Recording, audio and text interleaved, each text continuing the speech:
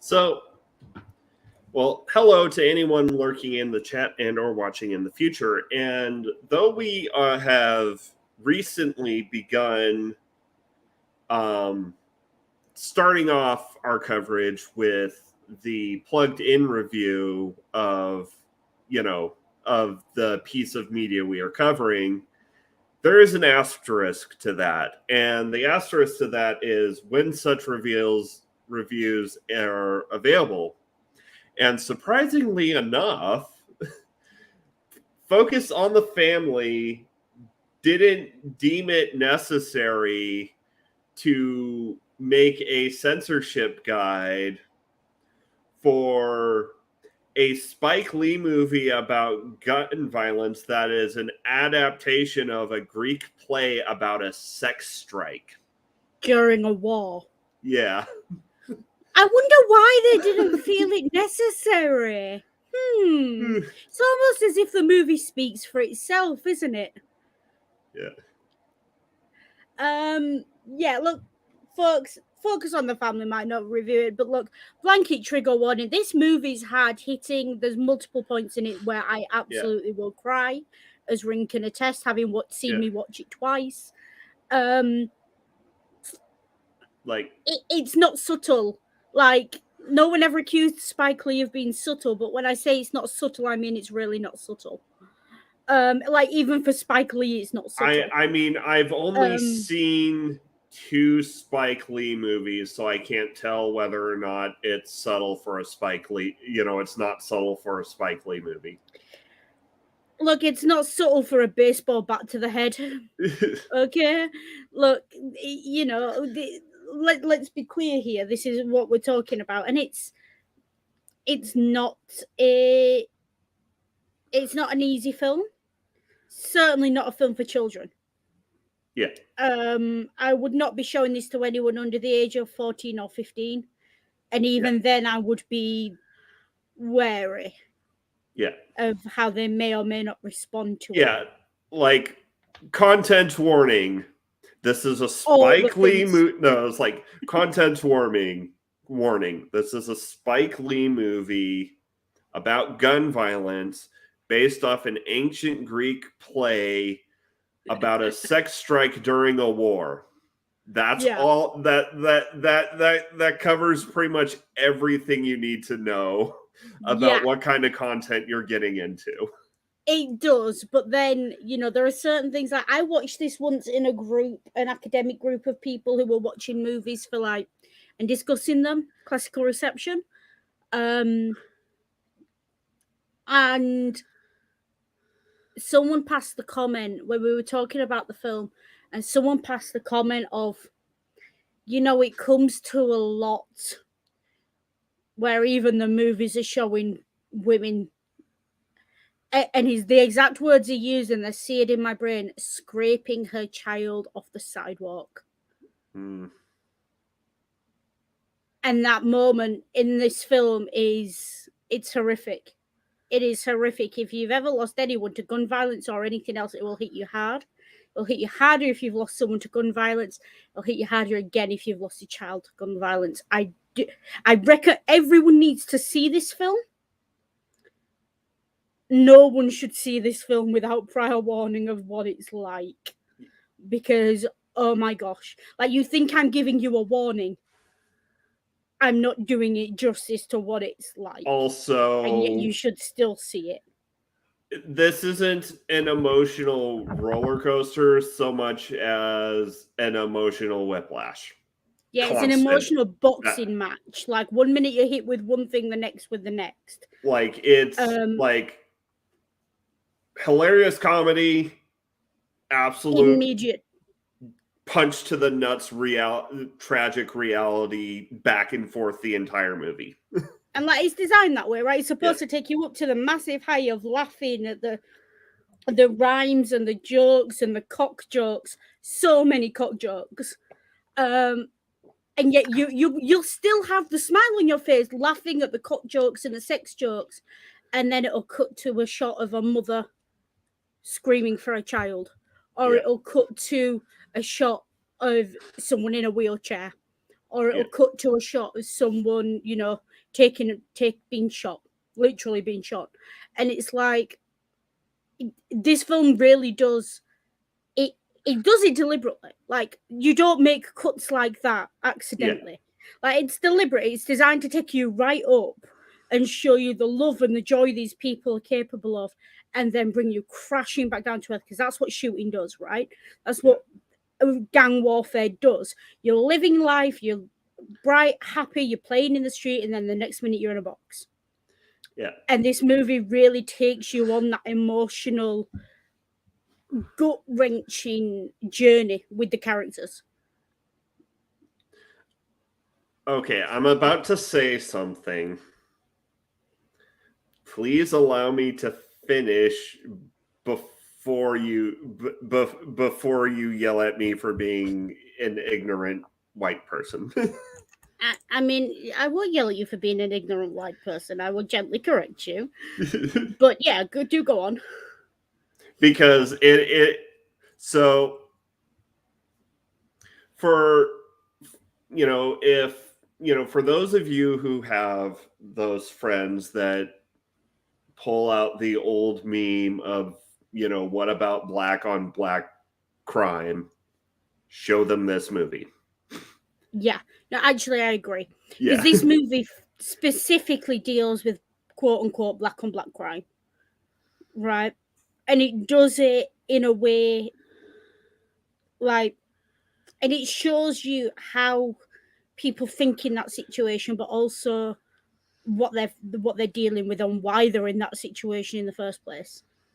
And it's, it's very deliberate. But this is not a movie that you show to someone who wants to whinge about, oh, black on black crime and, this, that, and the other.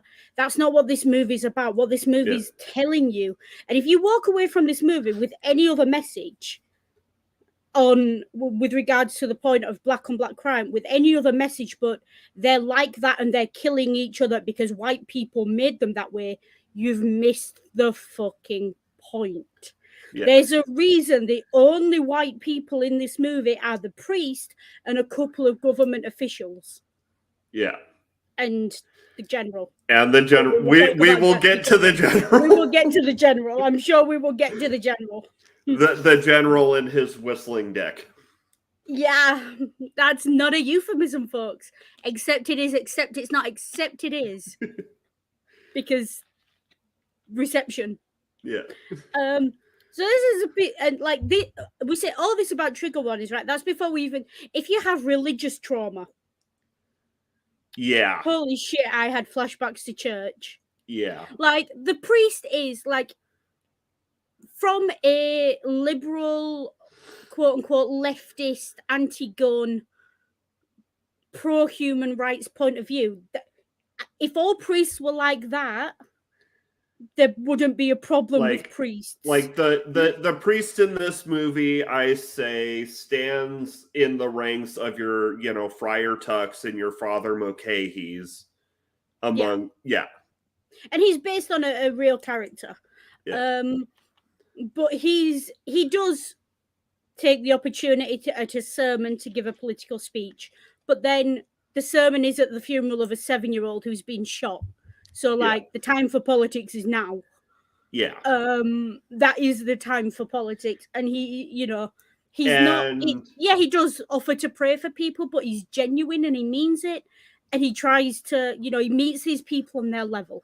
So he's very much like he's pushing he is pushing, quote unquote, a political agenda, but that is literally serving the political agenda, big air quotes, that he's pushing is literally make our community a livable place. So he is literally just trying to serve the community. And like I said, if all priests were like that, there wouldn't be a problem with priests. Yeah. He's a local boy who came back to try and help. That's who he is. And it is very telling that he is the only major white character in this movie. Yeah. And he has to be white for the plot to work. Like, he has to be white. He has to be an outsider amongst them, but also someone they can turn to as well. And he has to take certain steps to be fully accepted in the community. Yeah. Even though he's been there 20 years. At least 20 years, by my count. Looking at the plot of the movie, because he did the father's funeral, and the father died in, I think it said 95 on the memorial board, and this movie's based 2015. Yeah. I think 2015. Yeah, it would, especially given all of the contemporary like references. Yeah, like all the references, all the names of dead people, all the photographs they use of people who were shot are all real. Cecil the Lion gets name dropped. Yeah. A lot of people get name dropped. No, Cecil the Lion wasn't a person. Remember the lion that got shot by that dentist? That caused that big social media storm. Yeah, that gets name dropped. Yeah. Yeah, I did pick up on that, yeah. Yeah. It's funny how, you know, Cecil is remembered, but Harambe's not. But yeah, it's the same sort of vibe, right? This movie does not pull its punches. And it's designed like... This movie opens with a montage of someone rapping about being from Chicago and how they're living in a war zone. It's an emergency, people getting shot, people being killed. And then immediately opens into a montage of what looks like a PowerPoint, realistically. It's a PowerPoint with foreign countries America was currently at war with at the time, their death tolls, and then throws up at the end the flag of Chicago. I presume it's the flag of Chicago. Yeah. And says, actually, more people than all of these three combined have been killed in Chicago this year. Or like in the last 5 years or something, from 2011 to 2015. I might have read it wrong. I thought it said 2001 to 2015. Either or. But yeah, basically, it's more dangerous to be black and live in Chicago than it is to be a soldier in Iraq, Afghanistan, or Syria.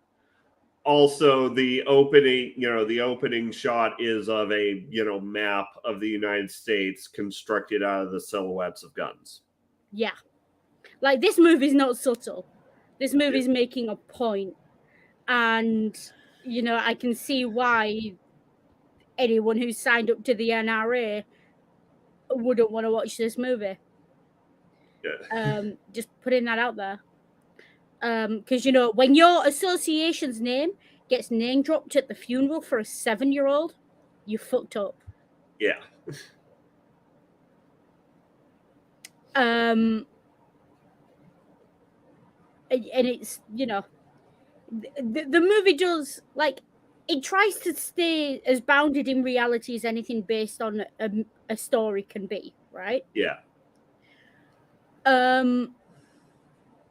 And it manages that fairly well. There's a few moments of really high like quote unquote heightened reality where the sex strike gone around the world. Yeah.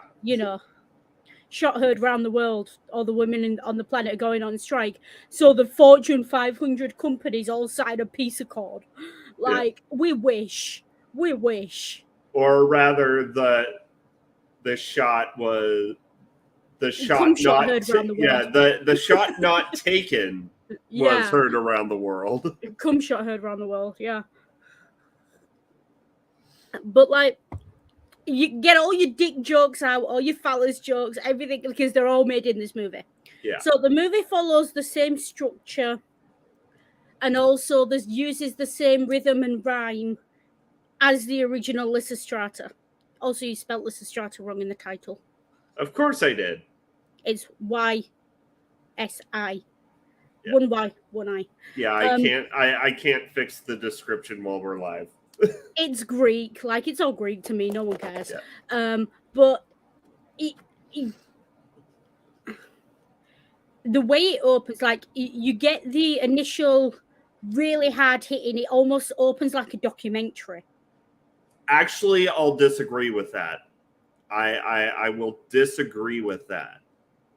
We must watch very different documentaries. No. Here's what it opens like.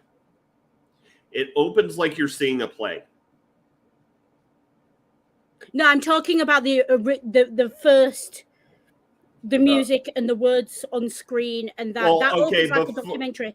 Then you're introduced to your narrator on stage, and that's deliberate, right? Because Lysystrata was a stage play; it was a dramatic production.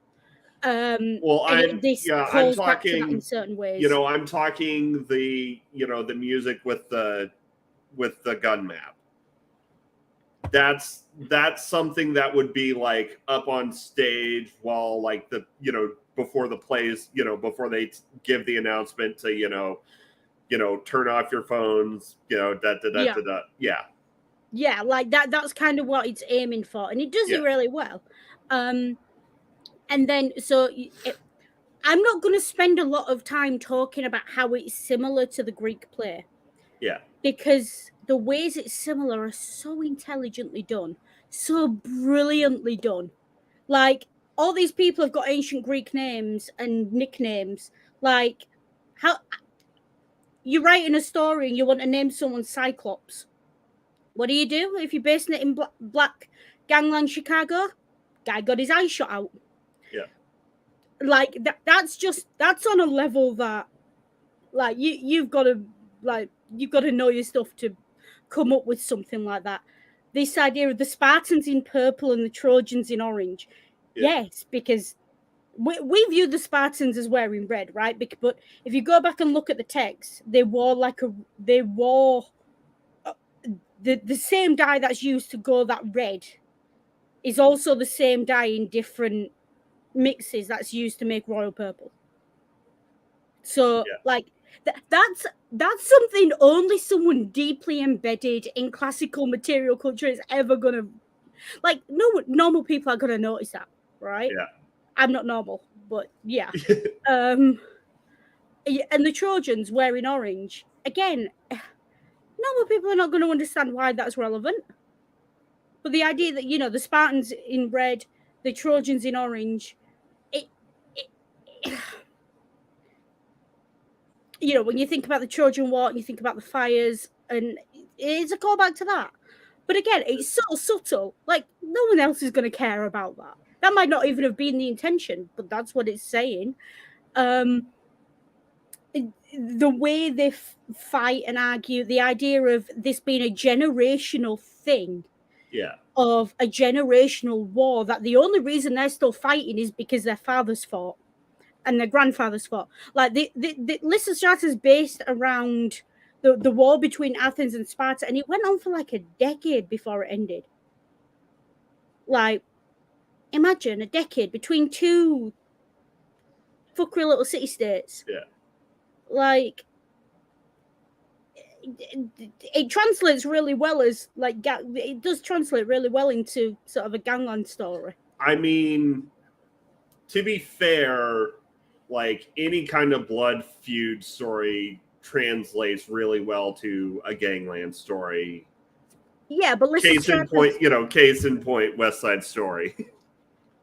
Yeah, but the Peloponnesian War wasn't a blood feud. Fair enough. It was more like more akin to like the Cold War.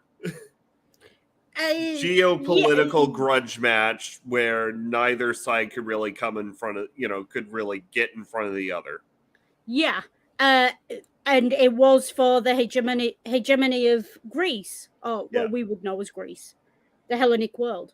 Like, if Sparta had won that war, we wouldn't talk about ancient Athens as the archetype of ancient Greece. Yeah. Like, kind of a big deal.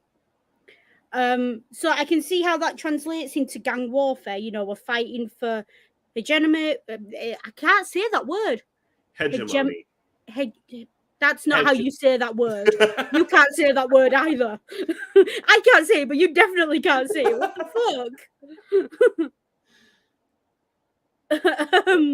fuck? Americans.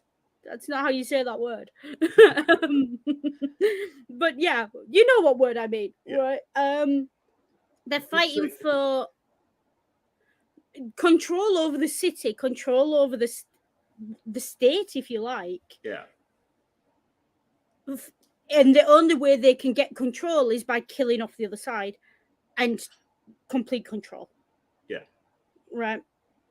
So that is very similar to gang warfare. You're fighting over turf. The only way to get hold of the turf is to kill the people on it and take it.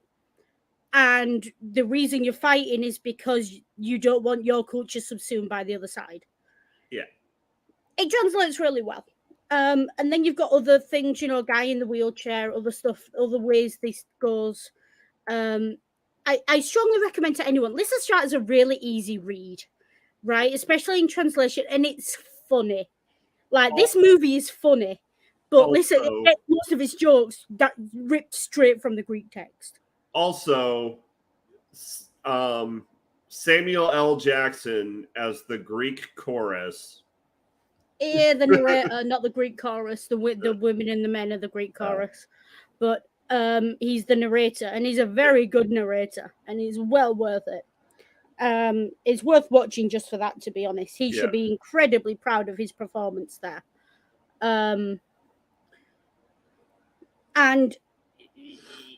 so we open up, we're in a nightclub, and guys on stage singing about how he shoots his mates or shoots his enemies and this, that, and the other. And there's text messages flying backwards and forwards, right? Yeah.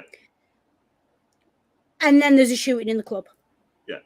And all hell breaks loose. People screaming. I'm gonna make a brief, because we open in the club, and then you know, everything freezes, and Samuel L. Jackson's on the stage, and he gives his first narration monologue about how this is based on an old Greek play, and we're gonna keep it all in rhyme like it was back in the day.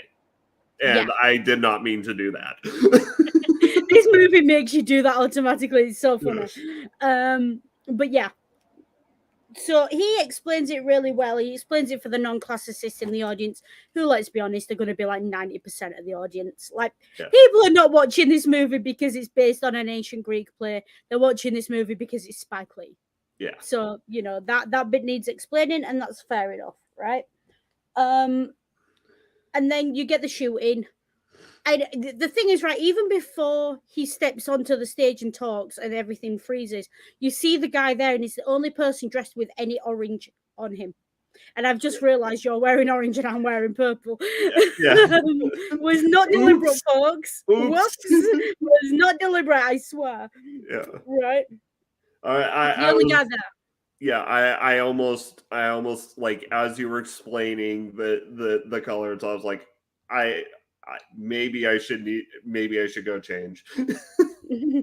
You're fine. No, but like, and so you see the shooting, but what strikes me in that scene, and what you're encouraged to see in that scene, right? The text messages backwards and forwards, people getting hit up over like bullshit, right?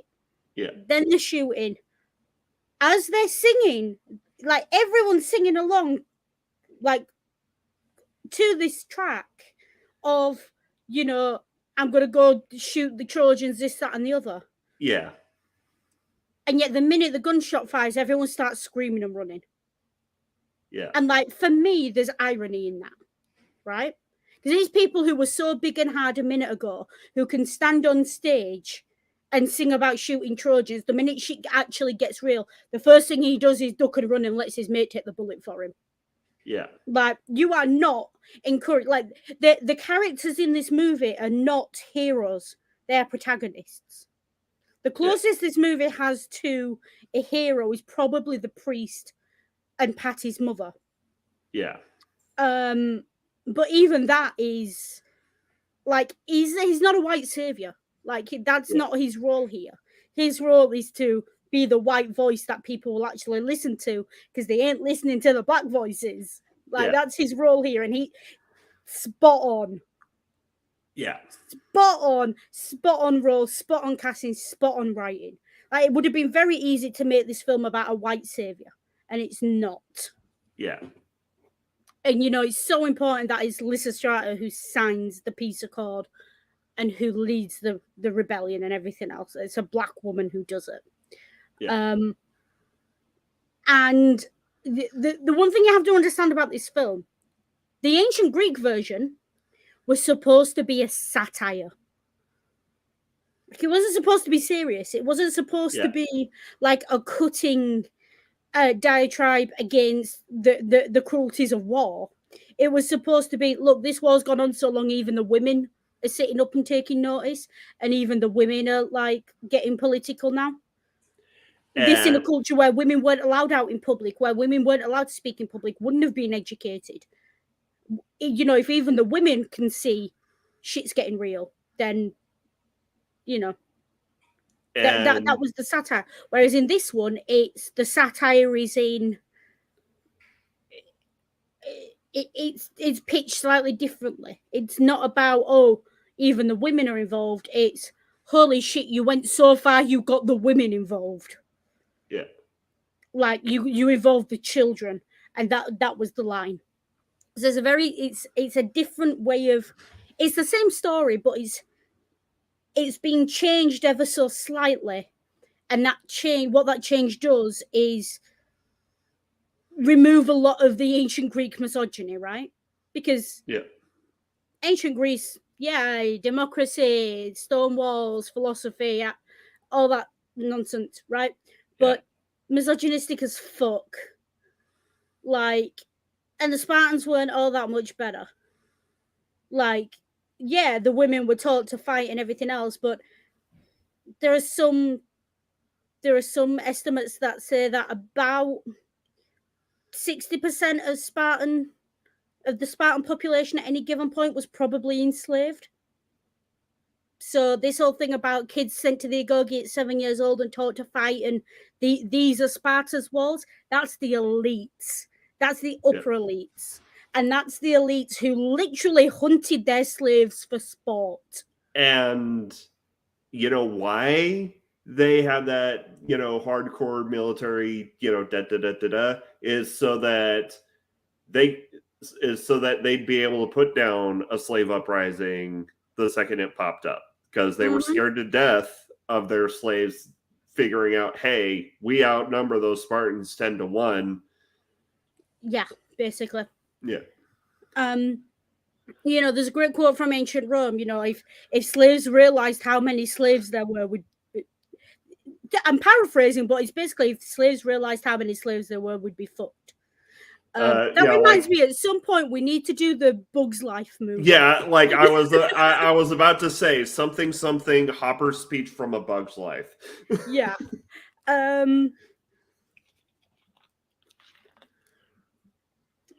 So yeah, this is how it opens. Shooting in a nightclub, immediately followed by, look, I can only take a sex scene so seriously when it's done in fucking rhyme. You know, yes, the phallic, this is my, you know, this is my weapon, this is my gun. Yeah, this is my rifle, this is my gun, this is for shooting, this is for fun. Yeah, those jokes are there. I mean, they weren't they weren't in the text. They were, well, I mean, they were in the text, but they were visual, not like spoken. They were visual, but there was also the line where she says to him, I've got to see that, and he says, I'll put it away and show you this one. Yeah. Which, you know, you don't need the visual cue to know what that's talking about there, folks. Yeah. But I mean, the fact that, you know, he's keeping his pistol on his lap during the scene until he puts it away is very, very telling. Yeah. And then you've got the house goes up in flames. Someone sets fire to the house. Cyclops sets fire to the house. Yeah. And she runs out and she is in fits. And like this is what you have to understand, right? We like to cast judgment on people. This is the first sort of major talking point I want to discuss. We cast a lot of judgment on people, right? Oh, you didn't care until it happened to you. Yeah. Human beings do not have the capacity to care about everything all at once. We physically don't, right? I do not have the capacity in a single day to care about mental health crisis in Britain, TB in Sierra Leone, gun crime in America, whatever the fuck's going on in roads right now. I do not have the capacity to care about all that at once. Right? My brain would explode. But what about the koala STD epidemic in Australia? Yeah. You've got to care about that if you care about the environment. Right. Okay. I do not have the capacity to care about the cows that are going to become McDonald's burgers, and also care about the fact that a lot of people suffer with anemia and need red meat in their diet. Yeah. You can't care about both those things at once. Your head would explode. Yeah. Like. So yeah. Right. So, and we've already seen, I think at this point, the shooting of the little girl. Yeah. And I think we see it as no. So we get the sex scene, we get the house burning down, and then we have Lysystrata walking across town with Samuel L. Jackson. And then she comes across it, narrated, and now, so, yeah. She's had the first hit, right? Her house has been burned down. She can't stay with a man because she's in danger, and the old woman has called her nothing. Yeah. Right. And that because in that moment she's lashing out when she looks at that old woman and says, "What are you looking at?"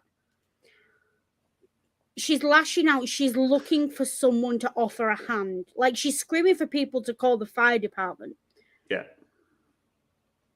And when the woman looks at her and says, "You are nothing," she drops. And the reason because she realizes in that moment, like she has it in this movie, it doesn't happen so much in the Greek, but you had to have a moment where the girlfriend of the gang leader, the big shot man, the big shot who's going to be a big time rapper, she had to have her wake up call, right? She had to have something hit close to home.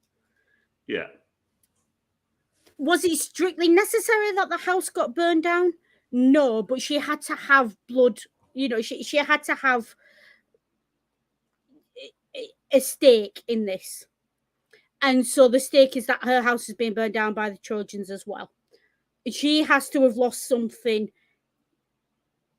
broadly comparable to losing a loved one. And it has to have been personal, it has to have been recent. It has to give a fella a reason to want revenge. Right, because that's what he yells as they're out there. He yells at the guy, he says, "You're dead, man. I'm coming for you for this." So that's your quote-unquote blood feud. I don't like calling it a blood feud because that term has a lot of baggage. But, like, there's already a blood feud here. Like, Chirac, the character, is following in his father's footsteps in the gang warfare. He's fighting and he's doing all this stuff because his friends are in wheelchairs and, paraplegic or whatever in their graves. And he's already got all that reason, but this brings it home. And then we see her walking around the next day as if she's not been touched by it. Like she's on top of the world. She's dressed right. Like the way Diomedes describes her, it'll have you laughing out loud the way he describes her. Yeah. Brain like Einstein. She's beautiful. She's got it all, right? What was it? This woman's so mean, even Beyonce Knowles bows down. Yeah. Like she's every inch a woman. Like she's the perfect woman. And she's on top of she's talking to people and she's meeting people and she's high-fiving people on the street. It hasn't really touched her. Yeah. And then she comes across the crime scene. Yeah. And it's the crime scene where this is the moment as an audience where you are no longer watching this movie, you are a part of it. Because like, if you watch this scene and it doesn't break something inside you, there's something wrong with you. Yeah.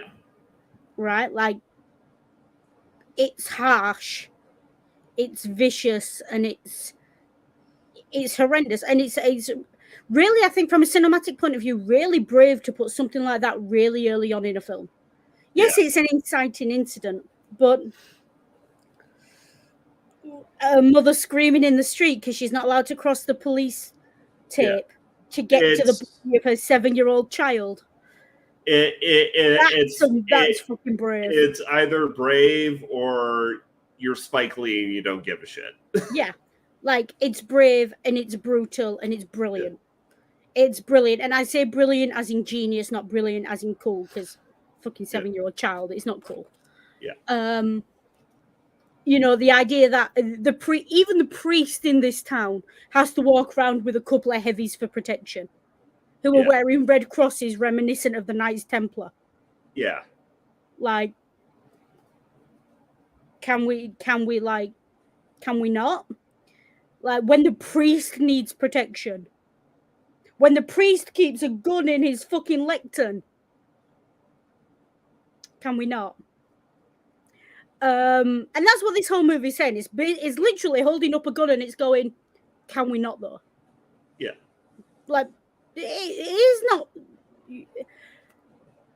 And you see this, and the rallying cry of the movie, yes, no peace, no pussy, yes, all this.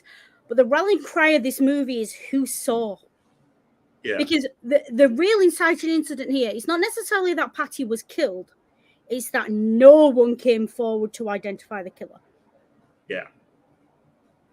And that's wrong, right? That's wrong. Like, on a busy street, as they said, when people were going to school and work, no one saw a damn thing. And Lysystrata gets that as well. Like, when she stood there and she's watching it, and she turns to Son and says, "Did you see anything?" And they take 2 steps back from her. Because they know if they open their mouths, they're next. Yeah. And it's a brutal takedown of that culture of keep your head down, your mouth shut, and you'll survive, right? Yeah. Because the truth of the matter is, most criminals, most gangsters, if the entire community stood up and said, actually, you know, you're not welcome here, it'd end. But it wouldn't end easily or without bloodshed. Yeah. So most communities are not willing to take that risk. And let's be clear, most communities, someone will say, yeah, I'll stand up and do it. And when the time comes, nah. There's a reason she had to lock them all in the armory to stop them going home to the men. Yeah. And that's explored more in the Greek play. But it's very, like, this, it's not, the killing's not graphic. Okay, all you see is a white sheet with a blood stain on it. Yeah. But, and like a little bit of black hair peeking out the top of the sheet that she's been wrapped in. Yeah. And the priest is ever present, and she's in heaven. Please shut up. That's not what the mother needs to hear while the child is still literally going cold on the tarmac. Yeah. But I get it, right? I get it. Like, the church is the center of the black community in a lot of places. Just is, right? Yeah. The church was and has been always the one place the white people didn't go. Yeah. You know, and American black churches especially, like, a lot of them were involved in the Underground Railroad. You know, they are still sacred in the culture in a way that they're not necessarily in white culture anymore. Yeah. Like, I'm British, grew up in England. Like, there's this understanding that, like, I grew up Catholic. There's this understanding, right? Your worst enemy could walk into mass on Sunday and you will sit the fuck down and you will listen to the priest and you will turn to that man and you will offer him the sign of peace when the priest tells you to. because this is church and this is sacred and you don't fuck. That's why it's such a big thing when priests get killed in churches. Yeah. Because it's the violation of holy ground. Yeah. And churches have historically been places of sanctuary for people. Yeah. Right? If you were on the run, if people were trying to kill you, you ran into a church. And you were protected because no one kills in a church. Because to kill someone in a church is a mortal sin, right? And this goes back to when people actually believed in heaven and hell and all that nonsense. Yeah. So it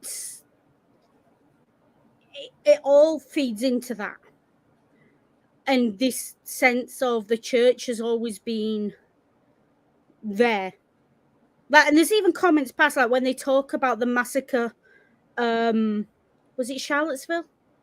Yeah, They Charlottesville talk about the with Charlottesville massacre. Dylan Roof. Yeah. Yeah. And it's very telling that at one point in the movie, someone mentions that massacre, and the very next words out of their mouth are massacred at a prayer meeting. Yeah.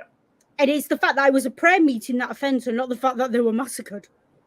They were massacred at a time of peace and prayer and unity and fuck what's going on outside. Like, And, you know, and it's only a couple of, you know, sentences after, you know, the priest mentions that, you know, they won't do anything after Sandy Hook, you know, when white kids are being killed. So why do you think that? Yeah, so the black kids aren't even on the table. Yeah. Just a quick question I'm seeing in the chat. Yeah. Yes, we do occasionally handle movies based on true stories, Mage Grey Wolf.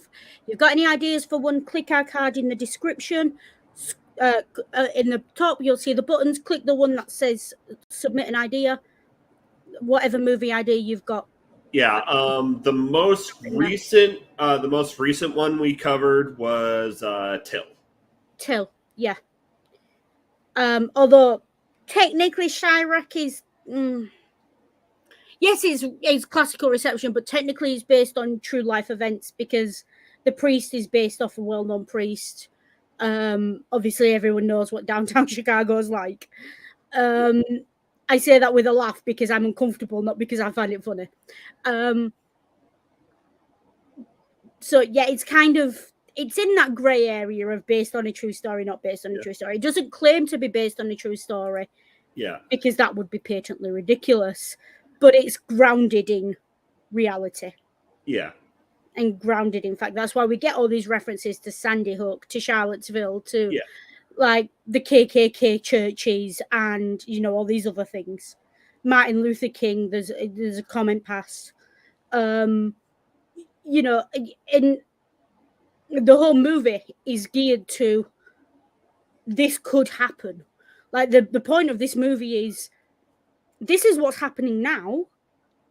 If people stood up and said no, enough, this is where it could lead. And then it gets more and more fantastical and ridiculous. And also,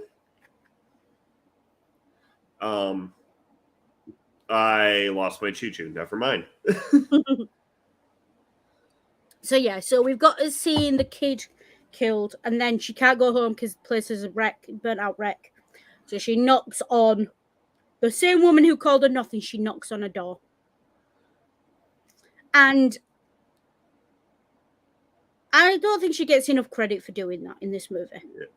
Like, she knows if she knocks on that door, she's gonna get a lecture. She's gonna get bitched at. She's gonna get all of it, right? She still does it because she still knows it's the right place to go. And, you know, and when she's asked, you know, who is it? And she says, it's, you know, it's nothing. This nothing has nowhere to go. Yeah, this nothing has nowhere to go. Yeah. So she's throwing herself on the mercy of someone who she knows is a better person. Yeah. And you walk into this house, and this house is like the only other time I've seen a house like this on screen, like decor wise. Two places I've seen it on screen. It's like Del Boy's flat. And it's like Do you remember the house in Big Mama's house? How it was decorated to look like it had stepped out of the 1950s? Like, yeah. Like, the place is just rammed with... No, I tell a lie. I have seen a house with that many books in it before. Bobby's place on Supernatural. Like, just everywhere, books in this house. No TV, just books everywhere. So she's fighting a different kind of demons. Yeah. She's fighting her own past and her own traumas. Yeah.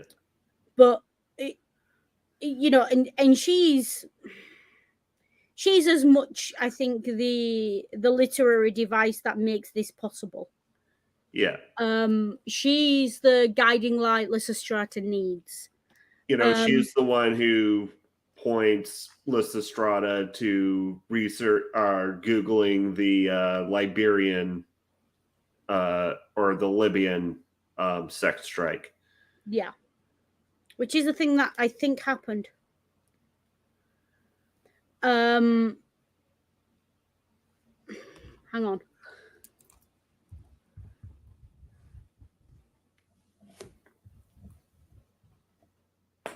Ooh, that was a good pop.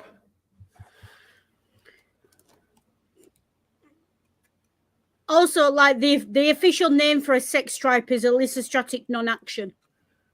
Just throwing that out there.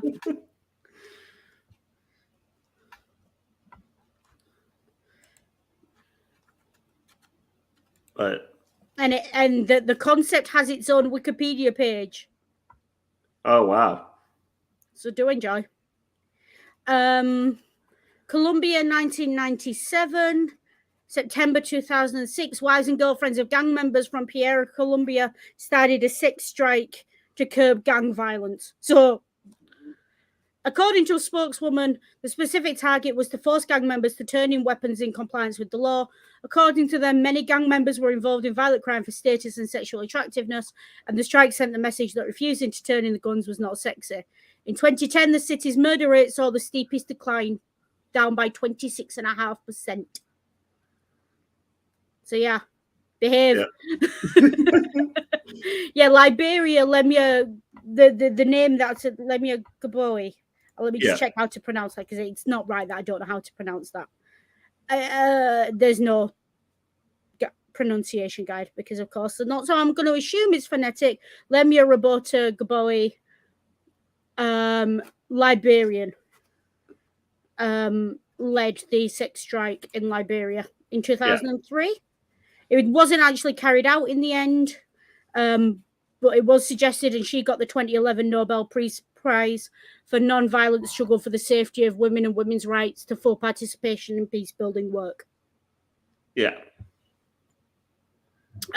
It's happened in a bunch of other places. Naples in 2008. New Year's Eve 2008, hundreds of women in Naples pledged to make their husbands and lovers sleep on the sofa unless they took action to prevent fireworks causing serious injuries. Yeah. So, TLDR, sex strikes. Yeah, sex strikes are a thing, and they have worked. Yeah, like they've not worked in like big worldwide issues, but locally, if a few of you men are acting like tits, lock it up. Does the job, apparently, because you know what's the line in the movie? The good Lord or whatever else is up there put more nerve endings in his trousers than in his head. Yeah. Or you know, what do men love? I can't take away their guns. What else do they love? Getting turned up, getting high. No, but what else do they love? Yeah. I'm like, she doesn't even say it, just the gesture, just brilliant. Yeah. So they have this conversation. She does the research, like, and there's a great line in this movie that Miss Helen delivers, where she says, you know, Malcolm X said, you know, the way to hide.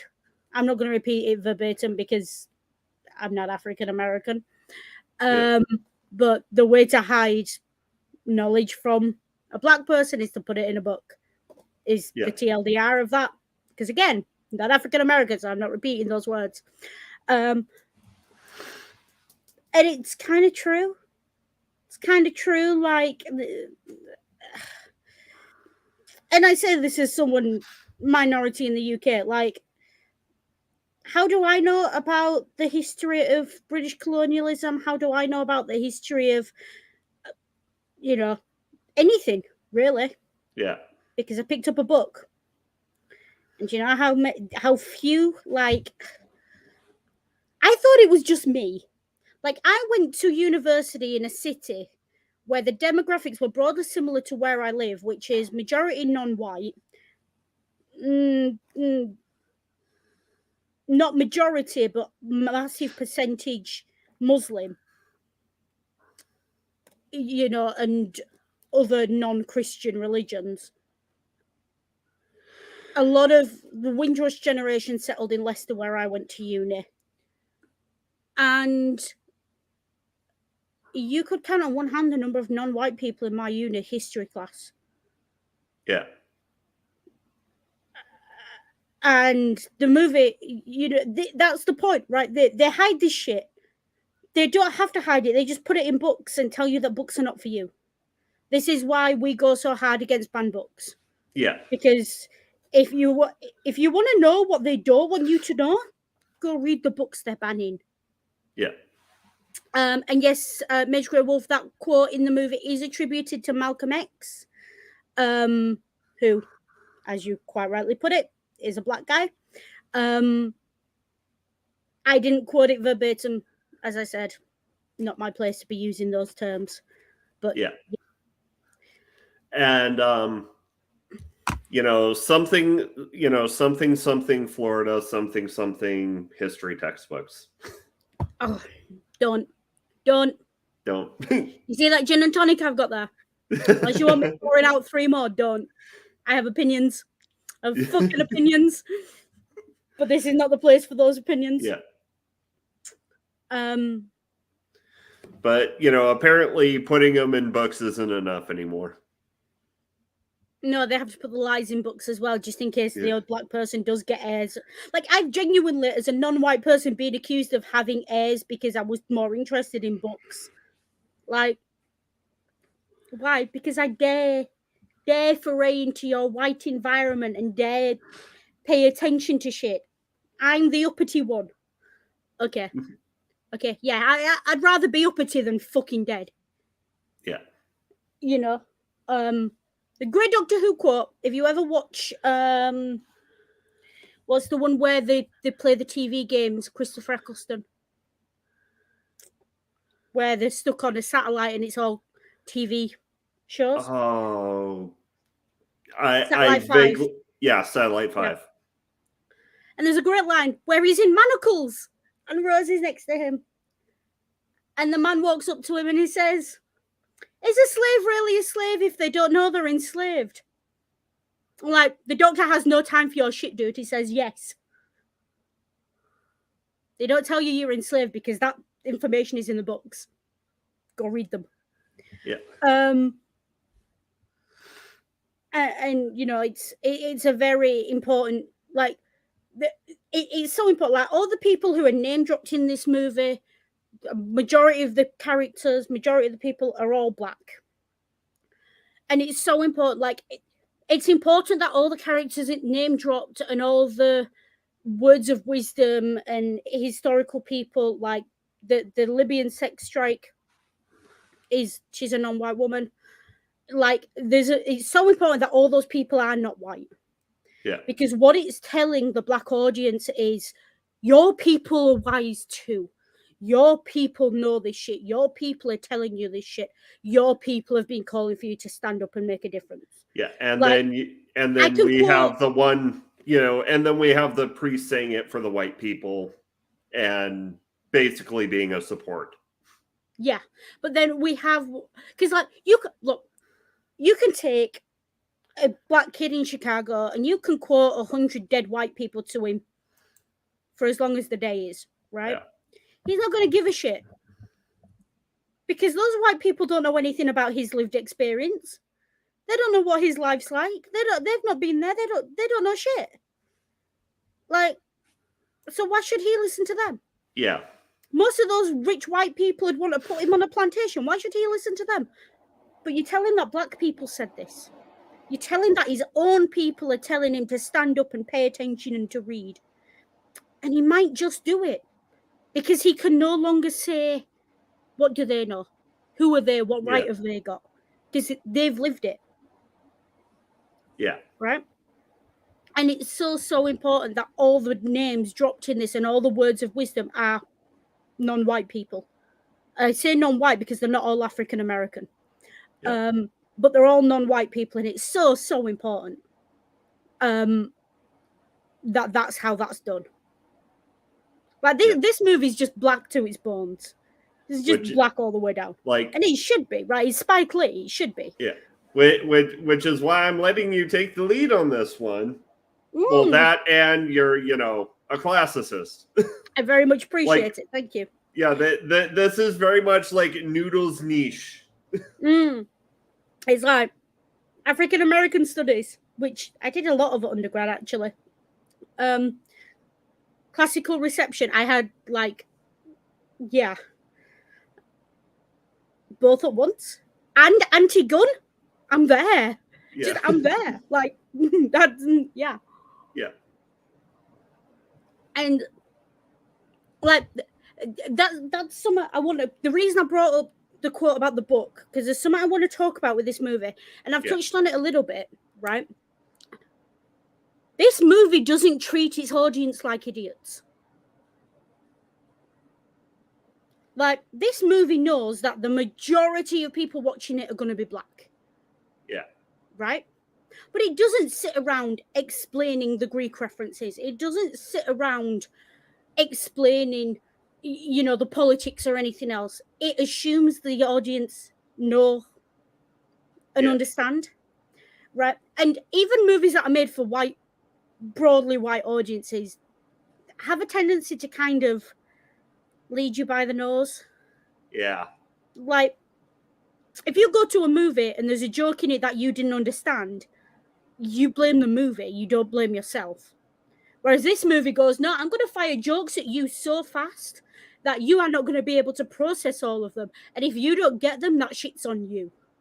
Yeah. And it expects you to keep up. It expects you, as she puts it when she texts him, to elevate your mind, to keep up.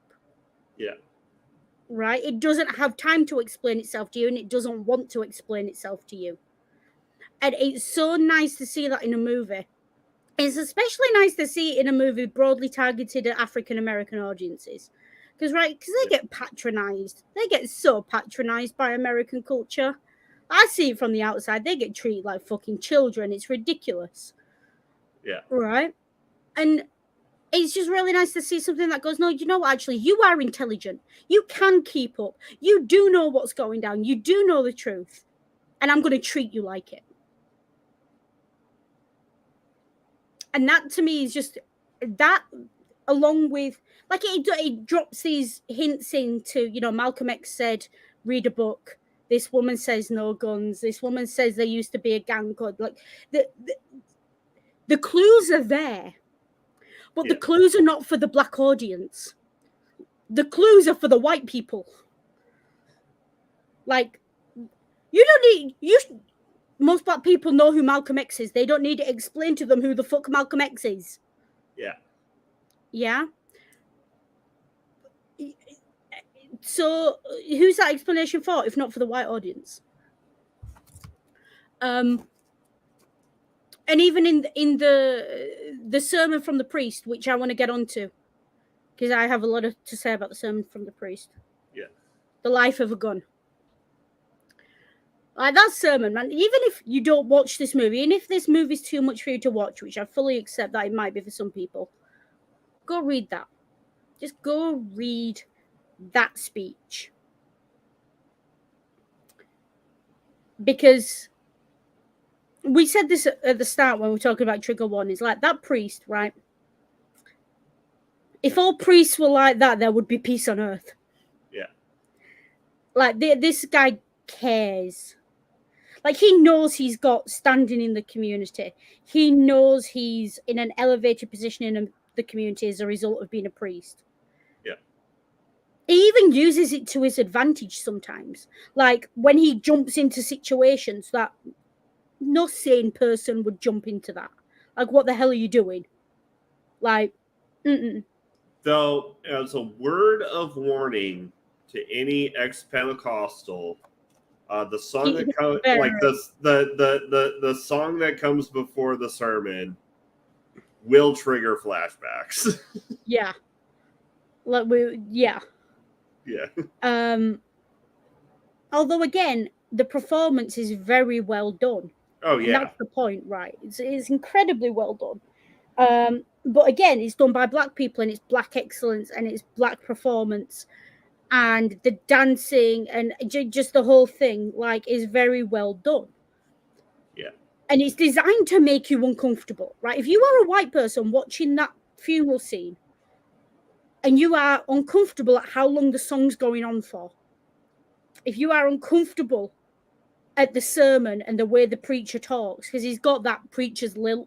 I'm going to call it the preacher's lilt, and you know what I mean, don't you? Like the way they talk, that just draws you in. Yeah. Switches your brain off, and you just they go, especially because it's in rhyme as well. It's very well done, but it's also like it's so hard hitting because look, when someone dies, everyone says, "Oh, now's not the time for politics." Yeah. Yeah. When Sandy Hook got shot up, now's not the time for politics. Now's not the time for politics. Now's not the time for politics. But when is the fucking time? Because that's the point of that speech, right? I mean, and apparently it's the time when you can use it to justify your bigotry, Marjorie. Let's yeah. And that sermon is more than a sermon. It's a call to arms. Or I don't know. It's not. It's the exact opposite of a call to arms. It's a call to peace. Yeah. It's a call to community action. It's a call to solidarity. Like when he stands up and he literally does what black people have been asking white people to do for decades now. He puts his money where his fucking mouth is. Yep. And he says, this is wrong. We need to find the person who did it. And I'm going to put up $5,000 as a reward in an area where the average income is $12,000 a year. Yeah. And he's got a packed out church and everyone's listening and everyone's paying attention. Yeah. Like he puts his money where his mouth is. And then you see him walking the streets with the mother, handing out leaflets, asking questions. He goes down dark alleys at night. He meets gang leaders and he goes and he constantly, like, I have no love for priests in general, just as a species. I assume they're a species at this point. Like, as a genus. They just, I have no love for them. None. Because ew. Pastors, when I say priests, I mean pastors as well, and vicars, and all of them. If you walk around in a black robe or a white robe or a whatever the fuck robe with a dog collar, or like a rosary beads or whatever the fuck, you're all like that species. Like, or or a 3-piece suit carrying a Bible. Yeah. 3-piece suit carrying a Bible, or I have no love for these people. But what this film does really well is this is the priest that community needed when that community needed it. Yeah. This is if there were priests, and like he is based on a true story, but if there were priests who did that, who stood up and were willing to call out the NRA, who stood up and were willing to call out the corrupt politicians, who stood up and were willing to walk the streets and plaster the streets with help signs and be there for the families and meet the gang leaders and like try and talk them down from all out war. Yeah. That's what priests are supposed to be for. Like, if you're not doing that as a priest, you're doing it wrong. It's what they're supposed to be for, right? The only reason this priest is, quote unquote, getting political is because that's the only way that he can try and save his community. Yeah. Like, this priest he's a white guy in a majority black community. His entire congregation are black. There's no other white people in the congregation when he makes this speech. He's the only white person there. And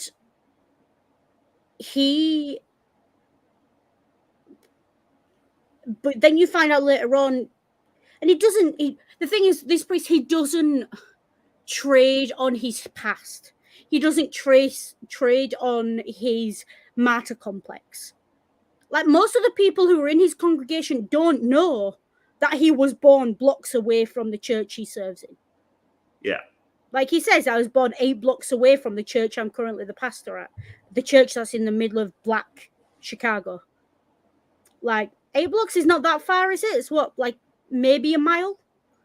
Maybe. At a push. Right, at a push, if you put 8 blocks, like, end to end, you'd maybe get a mile. Yeah. Like, it's not far.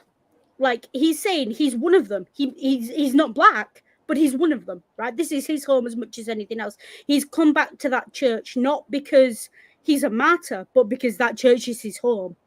He probably attended that church as a child. Yeah. Right? So, and you see that. And what this priest does really well, right? In most media, the priest preaches. That's what he's there for, right? He's there to preach. He's there to tell you about Jesus and whatever, all that. Just all that. He does that. But there's something else he does. And it's so important. When he meets Demetrius in a back alley nightclub somewhere, right? He's got to take protection. Like, your town's fucked up when your priest needs guards to walk the streets. Yeah. Like, when your priest needs 2 guys as protection, something's not right. Like, regardless of what your opinion on religion is, right?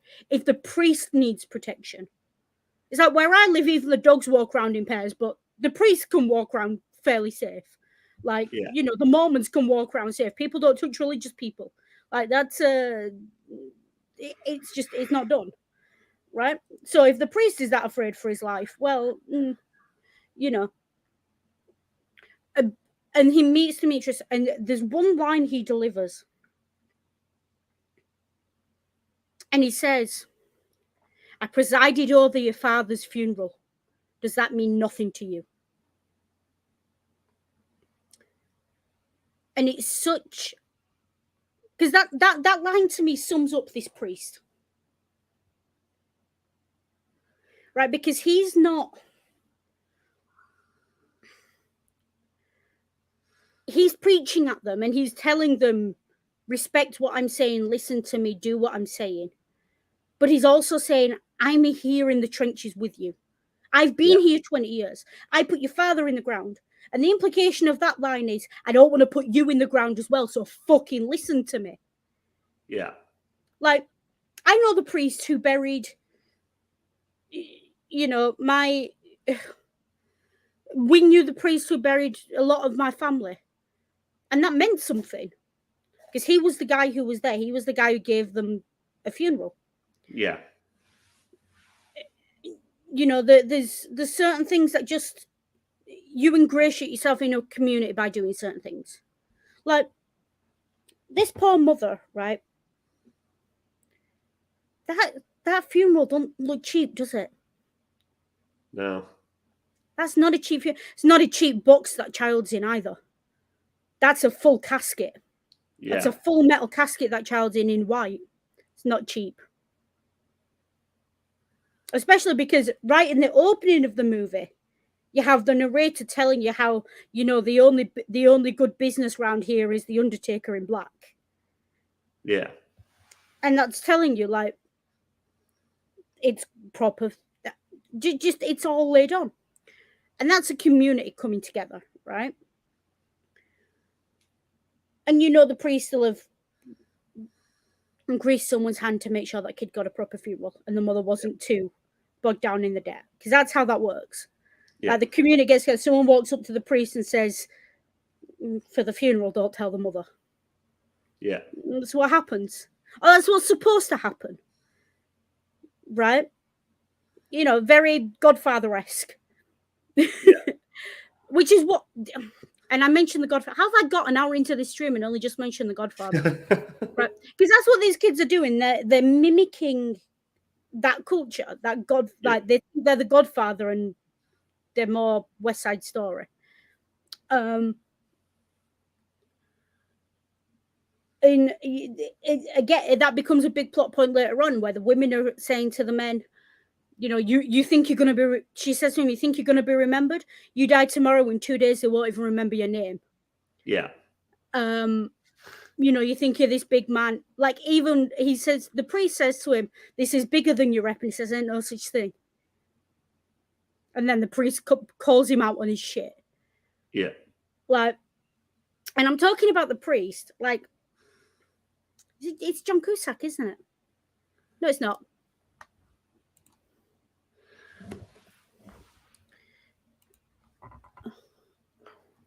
Who's the actor?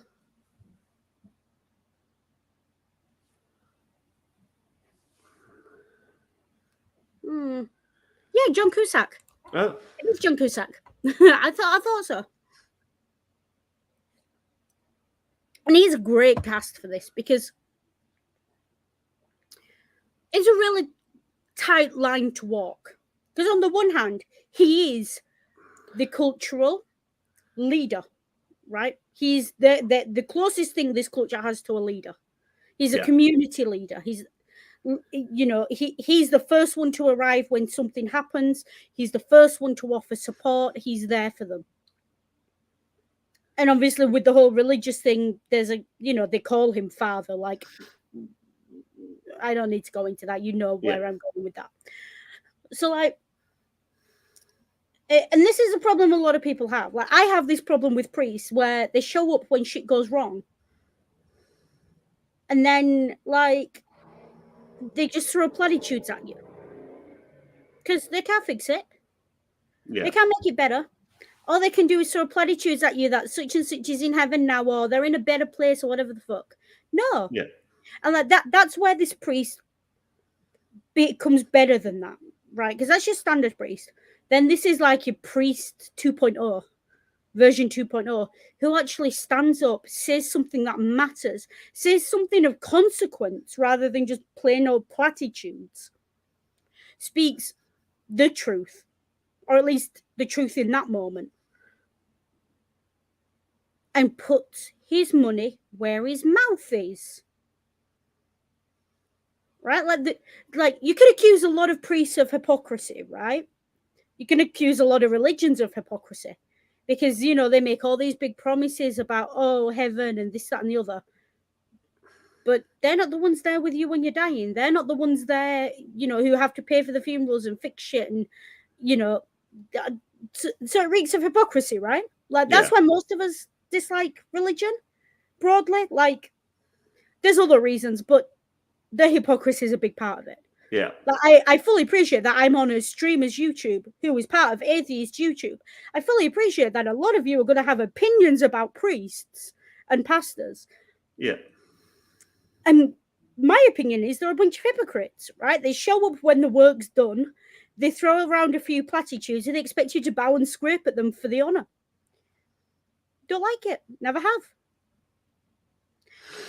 But this is why this character is so important. It's so important that he's white, because he has to be not part of that community. Not because he's above them, but because he's separate from them. He has to have the outside point of view, so he can look in and he can say, actually, no, be better, do better. And this is how, and I've come back here. So important that he left for seminary and then came back. Like, he came to where he started because he saw the need. And that is whether you are white or black, right? But it is important that he's white because the white audience will listen to him. Yeah. Like, that's why he's white. Let's be clear here. The reason the priest is white in this movie is not for the black audience. It's for the white audience. Yeah, it's because black people can say till they're blue in the face, you're killing us, you're murdering us, this, and this. Until they hear a white person say it, they ain't listening. It's for the small amount of white people who will go watch a Spike Lee movie. And what it does is it says not, and it calls out the kind of white person who likes to talk about black on black violence as well. Yeah. Because what he does is, in that sermon he gives, he doesn't blame black people for the situation they're in. Yeah. And this is the core of that whataboutist comment, right? When people say, oh, but black on black violence, what they're saying is, oh, they're killing each other, leave them to it. And it's their own fault, they deserve it. But no, they don't. And it's not their own fault. It's not their fault they were born in a country that if they'd have been born 100 years before, they'd have been born in chains. Or 150 years before, they'd have been born in chains now. Yeah. Yeah, it's not their fault that they were born in a city that's had no infrastructure investment for 50 years. It's not their fault they were born in a place that values guns more than it values human lives. None of this is their fault. And what he is saying is it's not your fault, but it is your problem. But he then takes that step further. And he says it's not your problem, black people, it's our problem, America. Yeah. That's what he's saying in that sermon. He's saying the problem is America. The problem is not black people. Like, there's a great quote attributed to Einstein, because everything on the internet is attributed to Einstein at some point. It is clearly not Einstein, because what the fuck's Einstein know about depression and psychology? But the line goes, before you diagnose yourself with depression, make sure you're not surrounded by assholes. I've also seen it attributed to Mark Twain. So, Sounds like something Mark Twain would say. It does. It's very Mark Twain. Yeah. But it's that thing of, before you diagnose black people as being the problem, check that they are not in a fucking petri dish. Yeah. They are not the problem, but they might possibly be the solution. Yeah. And this is his, and he gets them revved up, like he gets them raring to go. And as you're watching, you're revved up and raring to go. Like when he ends that sermon and he's saying, peace wins, community wins, love wins, love wins, love wins. That's not just like, this film came out in 2015. Spike Lee's not stupid. Spike Lee's a lot of things. He's not stupid. There is no way that he put those words in that preacher's mouth for anything but a very deliberate reason. But love wins. That was the rallying cry of the LGBT community when Obama signed in same-sex marriage. Love wins. And what he's doing, and he's taking that and he's saying, he's reaching out a hand there. And it's Spike Lee. Like, he might have put it in the voice of a white guy. He might have put it in the voice of a priest. But it's Spike Lee. He's reaching out and he's saying, you are us and we are you. It's fucking put a stop to this. Yeah. Because what other minority in America is routinely massacred by gun violence? LGBT nightclubs. It's not an accident that that's there. Yeah. And yes, it's got the Jesus thing, because that sermon has to reach every possible audience member, right? Has to reach the black kid who's been made to watch this for school. It has to reach the gang member. It has to reach the priest. It has to reach the white person. It has to reach the Westboro Baptist Church. It has to reach the KKK. It has to reach, Obama in the White House and, everyone else in between. And the sermon does that by using idioms and expressions that are familiar to all of those people in such a way it draws them in. Yeah. Right? He talks about, Martin Luther King stood on the balcony of apartment 306, and at 6:03 was taken. Not was shot, not even was murdered, was taken from us. And as he talks throughout that sermon, you notice his speech goes from this is a gun to this is our lives and our community. Yeah. And this is what this is doing. And he creates that inclusive environment. All right, you don't have to be black to notice this. You don't have to be anything to notice this. This is pure literary analysis of that speech, which is why I strongly recommend anyone go read it. The way it's written, like famously, right? And I've told this before, but famously, the story goes when Martin Luther King was at the March for Washington, and he was making his speech, and no one was listening because it was the end of the day. They were tired, it was hot, and they wanted to go home, right? And someone yelled out at him when they realized he was bombing the speech and said, "Tell him about the dream, Martin." So he put his paperwork away, and he started telling him about the dream. This is Spike Lee telling you about the dream. Yeah. That's what this sermon is. This is Spike Lee putting down the paper and saying, "No, I'm going to talk to you now as a human being to human being." And this speech for me is as powerful as the "I Have a Dream" speech. Yeah. Just, you know, it might be fictional, it might be in a fictional environment, but with very little changes, you could probably make that speech at any funeral for anyone shot. Yeah. And I think it's deliberate. It is deliberately done that way. And yes, he uses God as a rallying cry, because of course he does. He's a fucking priest. Yeah. I said priest. He's a pastor. He's a priest. Like, they're Pentecostal, but they're in what looks like an old Anglican church, but that's not going to be Anglican. Well, it's like a Catholic. It could be Catholic. Yeah. Like, it very much feels like Spike Lee mashed together a black church and a Catholic church because because he needed a priest. I mean, on the inside and the way it's run is very black.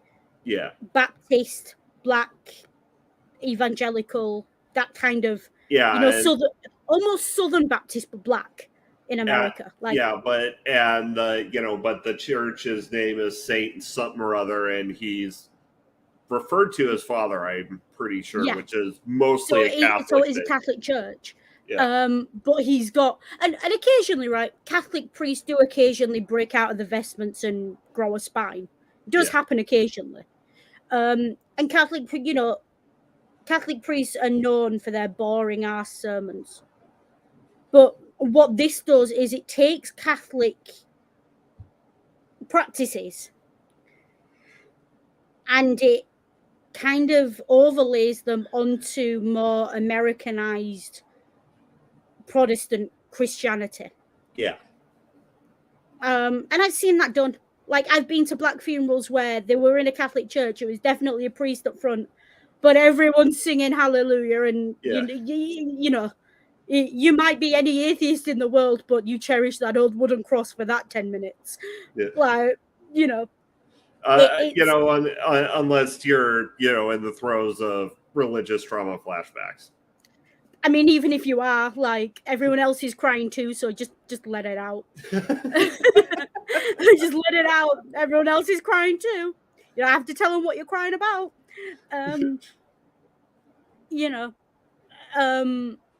Which is a very different kind of... Because, look, raised Catholic, I know a lot about Catholic funerals. I've been to my fair share. Traditionally, right, you go to a Catholic funeral, you go in, the priest drones for a bit, you sing a song, the priest drones for a bit more, you sing another song, the priest drones, you take the Eucharist, and you go home. Or you go to the wake, and you go get pissed, right? That's how that works. And the two songs that get sung are Amazing Grace and The Lord is My Shepherd, because it's a Catholic funeral. And those are the two Catholic funeral songs. Like, it's very, like, I had to argue with the undertaker and the priest when they were like, but the Lord is my shepherd. And I was like, no, No, not Bible, but Amazing Grace, yes, but not for no. Because it was assumed that those would be the songs. Yeah.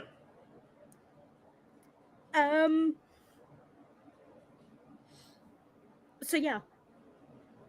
But I'm trying to think. I don't remember that we actually sang any. I know we did Amazing Grace. What was the other song we did at my mother's funeral? I can't remember. It was a day for me, okay, and it was like 8 years ago as well. Like, yeah, it was a day. It was a day. Like, I'm not sure I could have remembered what songs we sang 10 minutes after it. Never mind 8 years later. Yeah. So cut me some slack. But the point I'm making is, right, these funerals are very formulaic. And he broke that formula. Yeah. And that is, the way he did that at the funeral is reminiscent of, it's like, it's foreshadowing this entire movie. Because these people stand up and they say enough, and they break the cycle, they break the formula. And they do it almost independently. Like, there's 3 different groups going on doing it almost independently. Yeah. You've got Lysystrata and the young women who are going to take the armory, which we will discuss in a sec. Then you've got Miss Helen and the older women who have got their little book club. Yeah. And then you've got the priest and his people with the mother, with Patty's mother and them, who are going out and pounding the streets. Yeah. And they're all doing it in their own way. And it, like, the film never explicitly brings those 3 groups together and says that they're all doing the same thing for the same reasons. But it puts them so close together, and they've all got such similar goals, that when Miss Helen stands up and says, what we want aligns with what Lysystrata wants, and then when the priest tells her, I thought you were mad, but now actually I think you've got, but like, it doesn't explicitly put the 3 together. Like, there's never a point where the priest, Lysystrata, and Miss Helen are all marching in the same protest, right? But they don't have to be, because they're all working the parts that they've got some scope to cover, right? They've organized. And that's reflected in, when you see Lysystrata takes the armory, when the women first go, they're kind of, they're in it, but they're not, there's no synchronicity with them. But then by the time the men show up and they've been in there 3 months, they know their formations, they've got their marching tune, they know their rallying cries. And they're on, like, they are, if you can show me a group of soldiers who can march and who can make those movements, like, I think the Queen's Guard would struggle with that. Like, who can do that? In that movie. Yeah, I know, imagine in a beat theater doing, yeah, I know. I did not need that mental image. I am dead. But the point is, right, we all know soldiers work hard on their drills and formations. Like, they beat, all but beaten into them in basic training. I'm sure Ring can speak to that. Funny thing is, they only do it in, or they, unless you're like something like the guards at the Tomb of the Unknown soldier or something like that. You only do drill and ceremony in basic, and maybe during change of command ceremonies if you're picked to be in the formation. Yeah. But she gets these women. It's very much a discipline, disciplinary measure nowadays, because wars aren't fought in formation anymore. Yeah. But she's got these women like on point formation, like they're making the same move she's making, the same word she's making, and none of them are missing a beat. And you've got women of all shapes and sizes doing that. Like, you've got skinny minis and you've got the big women, you've got, and everything in between. Like, you've got one woman whose fatness is actually a joke's made out of it, where she stands up and she's like, if I lose my man, and she's like, also, that's why you wear the tight clothes, is it? To keep your man's eyes on you. No, she wears tight clothes because clothes don't go up to her size. Believe me, I know, because I'm her size. There's a. Anyways, we're on the getting, armory. yeah, we're getting Let's on talk about Whistling to Dick. General Kong and his whistling dick. General Kong. Right, okay. So here's a fun bit of trivia, or movie trivia. This isn't the first satire in American cinema to feature a military officer named Kong. It's Go not on. even it's not even the one. It's not even the first one we've covered on Media Musings. I'm trying to think of military satires that we've covered. We've done Kelly's Heroes. We've done. In Doctor Strangelove,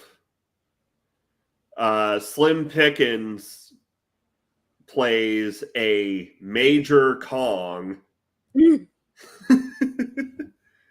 Right, okay, yeah. Don't mind me. I'm at least half convinced that that's a callback to that. Quite possibly, yeah. And General Kong in his 4-star helmet. Yeah.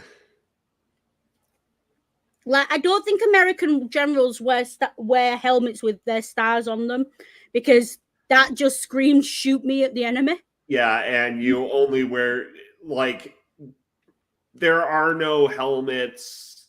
Like, he was wearing an old style dress uniform, but you don't wear a helmet with the dress uniform. Mm-hmm. You don't wear a helmet indoors, full stop. Yeah. Unless you're in an active war zone and indoors is a building you're trying to secure. Yeah, no, like, even, like, you don't wear any kind of head covering indoors. Unless you're actively in the middle of a battle. And, like Afghanistan, if they take a building and they're wearing full gear, they're not going to take the helmet off just because they got inside a building.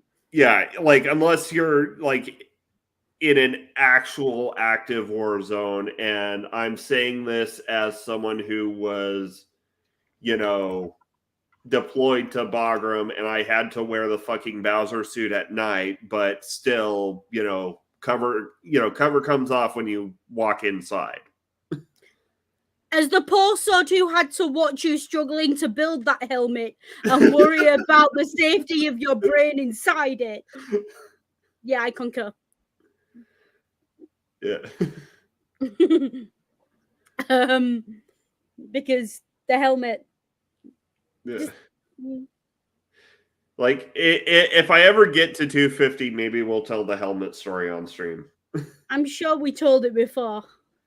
Yeah. When you did the embarrassing story stream. Possibly. We'll have to go back and see. But yeah, like, okay, so we've got this character who, even to civilian eyes, right, and I say this is the civilian on the stream, looks a bit like a tit. Yeah. Looks like a Civil War reenactor who hasn't ever read a history book.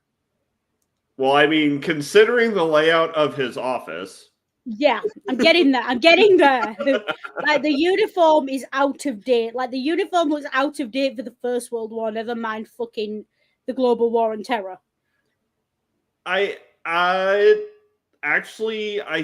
think that uniform is would be about okay for, like, around Vietnam, maybe a little post Vietnam, for, like, the dress screens. Yeah, I understand why people prefer to join the Marines rather than the Army if that was the dress screens they had. Yeah. Like, that style of military dress uniform, greens, as you call them, went out of fashion in the British Army after the First World War. Yeah. So, that's why it looks dated to me. But yeah, he looks like a prick, right? He's walking around, he's fucking goose-stepping his way down the corridor. And she hits on him, and typical corrupt man in power thinks that this beautiful, leggy, gorgeous woman I have a slight crush on Lysystrata, and I make no apologies for that. That this woman would look at him twice. Like, and the thing is, right, she shows up and she's dressed in camo clothes, like she's dressed in camo colored clothes. Did you notice? And it's really funny because, like, you can see him, he probably looking at her and think, oh, this little girl's got a military fetish. Yeah. No, you've got the military fetish. And then we're taken to his office, and his office is very oldie worldy. Like, if his office was in a plantation house somewhere, it wouldn't be out of place. Yeah. Including the Confederate flags on the walls. Yeah. It's very old-fashioned, like 4-poster bed, dark wood. Old-fashioned, right? Also, he is out of regs.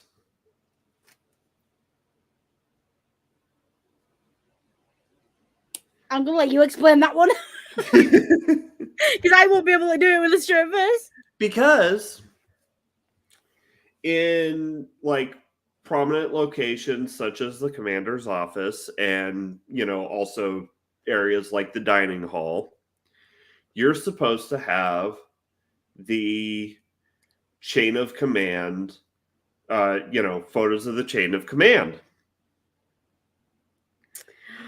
Including the president.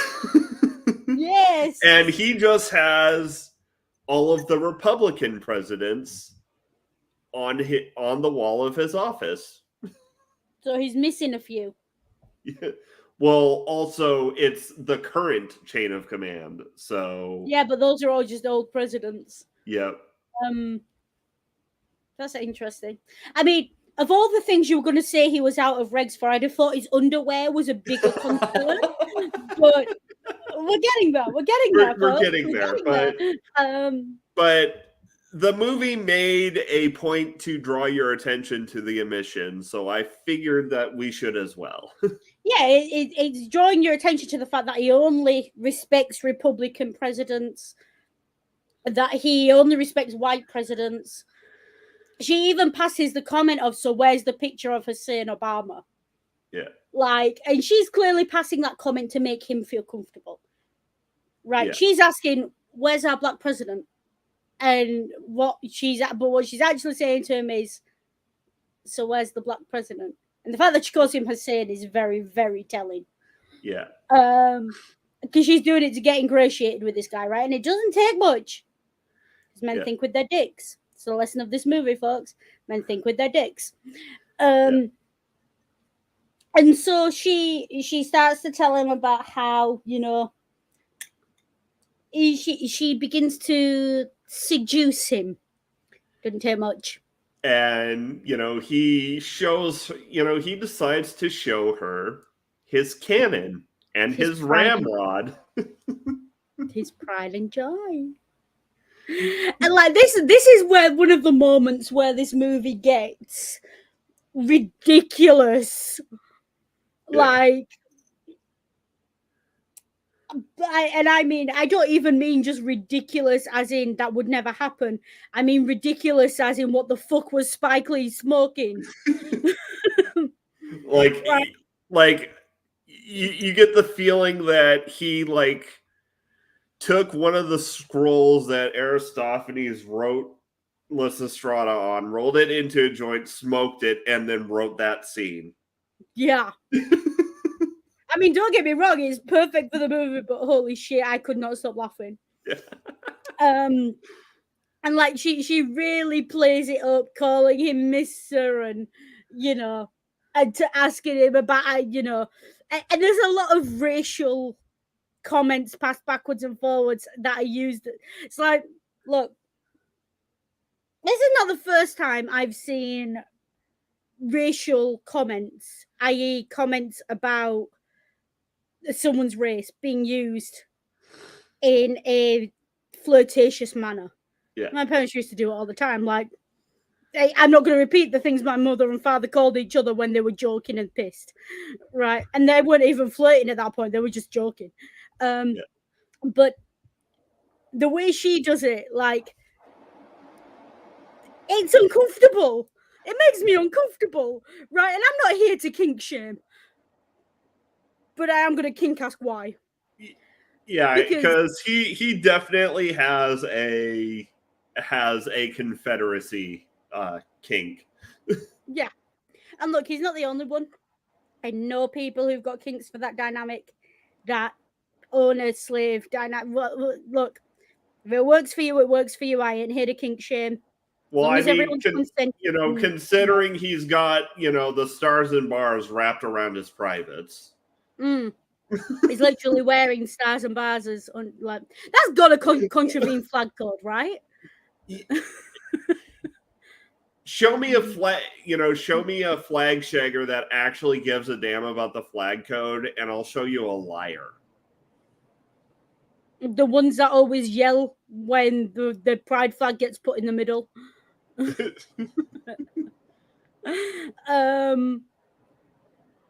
But like he's very like the way she sets him up, like you just have to watch the scene because we are not going to do justice. I don't even think we could describe that scene without giggling between the pair of us.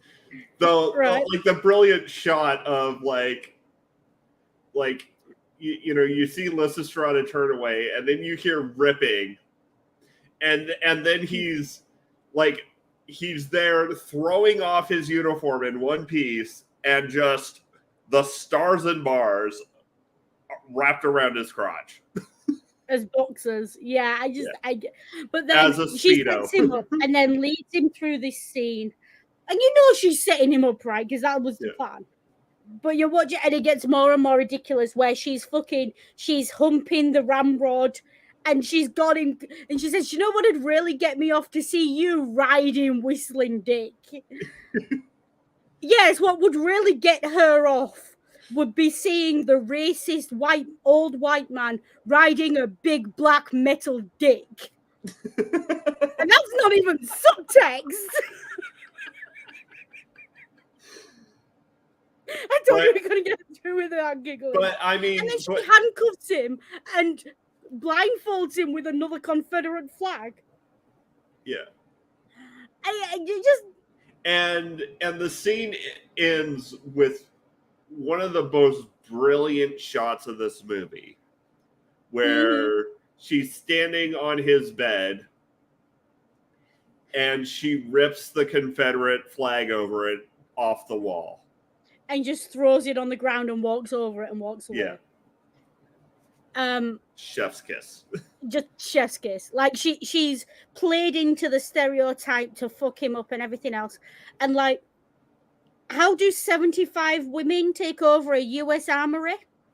You send the black woman in to seduce the general, but it only works if he's a raving racist. Yeah. Because Spike Lee. Yeah. Because Spike Lee. Also because Aristophanes. Yeah. Though I mean, quite a few of the men in this. Quite a few of the white men in this movie do have a race kink. Yeah. Do we want to talk about the mayor? Let's go ahead and talk about the mayor. Disclaimer, I'm not Egyptian. Yeah. Or Greek. Or Greek. Yeah. But he likes to dress up as a pharaoh and use the crooked staff to pull the sheets off his Cleopatra. His Chirac Cleopatra.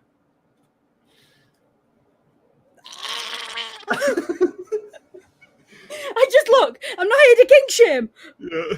But I'm kink shaming that. I'm sorry, I am.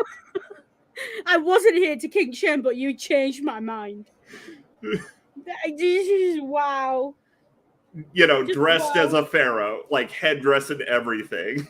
Like, even goes so far as to call himself Imhotep. Yeah, Imhotep. Yeah. And it's like, it's not a proper pharaoh's dress either. Like, I'm embarrassed for him on behalf of kinksters. He's like, if you were really kinky for that shit, you'd make sure it was historically accurate. What's he wearing? A crew neck t-shirt and a cheap ass Halloween costume. Like, I'm embarrassed for him on both sides of this argument. And they are supposed to be figures of comedy, right? They're supposed to, you're supposed to take the shreds out of them. But and the fact that, like being kinky. Look, you can be kinky without being racist. It is possible. Yeah. Okay. But what this movie does is the people who are kinky are racist. It becomes a shorthand very quickly. Yeah. But the other people, like, when you've got, when they're talking about, there's a lot of sexualized communication, there's a lot of flirting, there's a lot of back and forth between the characters. They're all a little bit kinky in this movie. Well, yeah. Right, they are all just a little bit kinky. Like, are we going to talk about Oedipus's relationship with his mommy? His mommy. Yeah, his mommy. Mommy? My mummy says that they're right. Oh my God. No idea how that sounds to other people, but that sounded awful. I apologize for subjecting you to that. But I'm proud to say that I was breastfed until I was 12 years old. Dude. All of these people are a little bit like, but again, like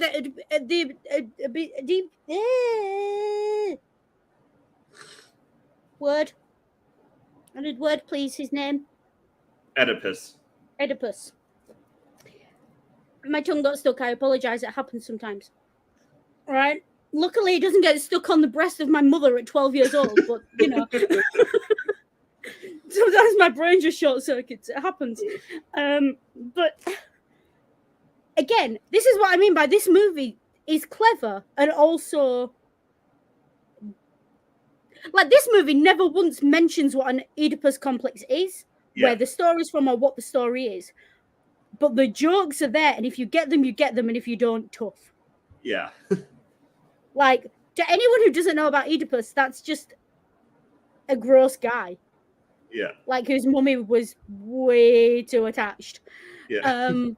But if you know about the Oedipus complex and about Freud and about, Oedipus Rex, those jokes are funnier. Yeah. They're still funny because he's weirdo, but they're even funnier if you know the history. Yeah. Right. And Oedipus is fun because, like, how to get a room full of men to immediately, like, deflate. Yeah. Oedipus and his mummy. Yeah. And my mummy, oh my God. He only has like 3 lines in the entire movie, but every line is a fucking banger. Yeah. It's just brilliant. Every line's a banger and every line's about his mummy, and that's deliberate, right? Yeah. But and this is what they do with the characters. Cyclops giggles and is a little bit. Yeah. You get the impression there's something wrong. Like, you get the impression he lost part of his brain, not just his eye, when he got shot. Yeah. Because there's certain mannerisms that are a little bit kind of Phineas Gagey. His character's a bit all over the place, but that's deliberate as well. The giggling, the random giggling. Yeah. That's indicative of brain damage. But then, obviously, they've got the armory. The men come in. And we have I think the point of the movie that detracts most from the original Greek play. So, in the original Greek play, one of the female characters starts making excuses that she wants to go home to her husband. He's outside begging and pleading, come home to your son, come home to your husband. And she wants to go. And she makes excuse after excuse after excuse. But eventually doesn't go. And then there's another character in the Greek play who, and this will ring a bell, her husband sneaks into the armory, because in the Greek play they take an armory. Well, they don't take an armory, they take like the the temple where the money's kept. Yeah. But I can see why it got changed to armory, because if they'd have held up a bank, it would not have been the same. Yeah. They had to bring down something that was emblematic of American government and American control, And to work guns. in the plot. Yeah. So I can see why it's the armory.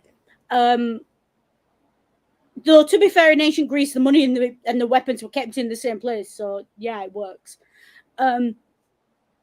So her husband sneaks in, begs and pleads with her, and she says she there's a part in the play where her husband's calling to, and she says, okay, but it has to be here and now because I can't leave.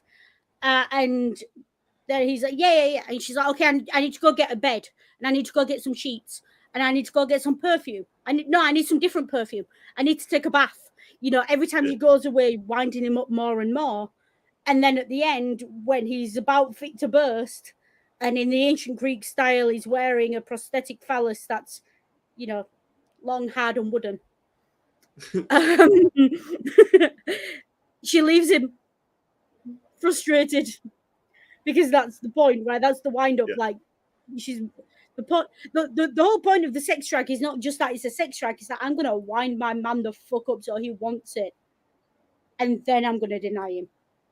That's why there's the line in the pledge. The line in the pledge is, and if he shall force me to that conjugal couch. Yeah. Because in the ancient Greek play, and I understand why Spike Lee changed it, and I agree with him changing it for a modern audience. I have no argument with him changing it. But in the Greek play, that pledge was, and if my husband shall force me to lay, I shall show no positive reaction. I shall not give a positive reaction. Ancient Greek women didn't have human rights in the same way we do. Yeah. It was a genuine and legitimate concern that if you refuse your husband's sex as an ancient Greek woman, he would just hold you down and take what he wanted. Yeah. And that's the least offensive way I have of saying that. And that's obviously a concern for the women in this movie, because the same line's there. But the line in this movie is, if he shall force me to lay, I will deny him. I will deny him. It's not, I will not react. Yeah. It's, I will deny him. I will fight him off, and I will not let him. Yeah. And that's a cultural difference, a very good cultural difference, but a cultural difference nonetheless. So yeah. Weirdly, in the ancient Greek play, though, none of the men actually do that. Tell it was written by a man, can't you? Yeah. So yeah. So, should we talk about the slow jam psychological warfare? Yes, let's, because that's actually that's a modern take on what happens in the play.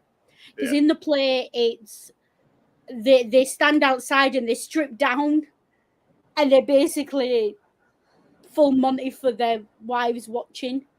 And then the wives strip down in response, and it becomes ridiculous because the wives have got all the power, but the men are starkers with erections, and they look ridiculous, and they know they look ridiculous. Yeah. But yes, Operation Hot and Bothered. Yeah. Those 70s crooners. Yeah. But when you play that kind of music for men who've had blue balls for 3 months, they're the ones who are going to get hot and bothered. Yeah. But that's what it looks like they're just dancing, and they're falling for it. They're beginning to lose their minds, right? Yeah. Because the idea that human beings require sex. Yeah. Physically require it or will go mad. I mean, kind of, yeah. Yeah. It's why it took till the 90s for spousal assault to be recognized in the Western world. Yeah. I mean, Conjugal rights and all that jazz. Yes, unless you're, ace. Mm. But even still, like, we're talking about cultural understandings, and cultural understandings until the 90s very much were you either want sex or there's something wrong with you. Like, that was the cultural understanding. It's obviously not what we believe, and we know better in 2023, or at least some of us do. But yeah, the idea that they would go mad and would start randomly dancing to the 70s lovers reggae and sobbing and, be desperate for a squeeze. Yeah, and luckily they Lysystrata found some earplugs. Unfortunately, the police and military didn't see fit to give their own side hearing protection. Buddy. So there's a moment, right, and this has got to be the most humorous portrayal of what's obviously meant to be like a satire of PTSD or shell shock or something. Right, the soldier's there and he's hunched up and they've got him on like a gurney, a wheeled gurney, and he's just buddy, like he's off his head. There's nothing there. And then after they slap him, he just put on, like he can't think of anything but sex. Yeah. And that's the core humor of this satire is men think of nothing but their dicks. They think with their dicks and of nothing but their dicks. Whereas the women, that a lot of the arguments in this film of, the women understand because they're the ones sending their brothers and their kids off to fight and die. They're the ones who run households. Like, there's a great bit in Aristophanes where Lysystrata makes a case that women should run the Greek economy and the Greek government because women run households and know how to run them properly without going to war over every little thing. She makes a fair point. Just saying. Like, just saying. And this movie does the same. Like, she makes the point repeatedly, save our children. That becomes the rallying cry, save our children, save our children. Because that's what they care about, their mothers and wives and daughters. They care about the children. And we're talking about in a stop shooting them sense, not a BS culture war sense. Yeah. Stop shooting our children, no more guns, let's have an armistice, let's have this, let's have that. The banner goes down over the edge of the armory. No peace, no pussy. Yeah. And it's very funny, right? Because the no peace, no pussy has the peace sign drawn onto the banner, right? Yeah. But you see that peace sign somewhere else in this movie. Go ahead and tell me, because I don't exactly have the sharpest eye. Around the preacher's neck. Oh. He wears a massive ass wooden peace sign around his neck. In the final scene. You see, it looks like rosary beads, but it's got a massive peace sign round at the bottom. And again, he delivers the line, doesn't he? He delivers the line as a man who's taken a vow of chastity. I understand the power of the sexual appetite. Yeah. Definitely Catholic. Yeah. Which again humanizes him a little bit. Yeah. I didn't realize he was Catholic because I'm so used to seeing Catholic priests, I didn't even register in my mind. But yeah, definitely Catholic. Yeah. Because like Protestant priests don't take a vow of chastity. Yeah.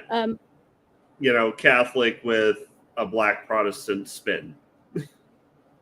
I think it's just black Catholic, to be honest. Black American Catholic at this point. It's like the artwork and stuff in the church is very, very American, very Protestant. But also I saw artwork like that at my Catholic sixth form. So like that Jesus thing with the hands. Yeah. I've seen that before. Or like that weird artwork that they do where it's almost impressionist, but it's not. And it also is. but it's a religious scene, but it's also just squares, and it's weird. I don't like it. Yeah, when I was in sixth form, that was up all in the chapel and in the assembly hall where I went to sixth form. Someone did a art design of like that kind of art style, right? Yeah. Imagine the Stations of the Cross in that art style. It's worse than you're thinking. I have nothing to compare with because Stations of the Cross are strictly a Catholic thing. We really should do like a Catholic versus Protestant, like compare and contrast streams. Yeah, we should. But yeah, the Stations of the Cross are I can't remember how many there are. Strike me down if you've got a problem with my shit memory. You gave it to me. I say that as if I believe there's anything up there but a light bulb. But Station of the Cross, like Catholics pray, and it's basically it's like little areas of the church that are set out, and each one's got a picture and a prayer attached to it. Yeah. And each Station of the Cross is like a moment in the journey of the passion and resurrection story. Yeah, so like the first fall with the cross, off the top of my head, like death, resurrection. I think the second fall. Oh god, I can't remember. Like it's been too long. No, it's been long enough if I don't remember, but it's been a long time.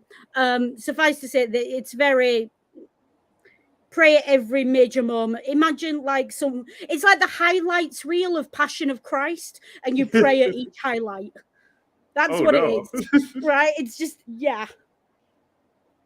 Well, I mean, which is better, or which is worse, Stations of the Cross or cringy pop culture passion plays?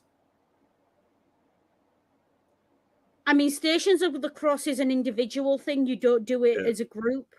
Like you follow it round on your own. It's kind of an individual thing. So the cringy pop culture passion plays. But I promise you that Protestants do not have the monopoly on cringy Easter Sunday plays. I promise. Having been in several of them, I promise.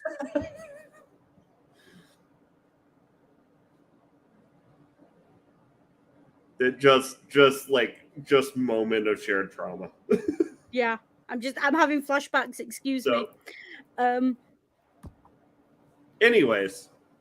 So yeah, we have this, and then slowly we get around to they begin to come to an understanding. Like we see each group come to an understanding that this can't go on, this has to end.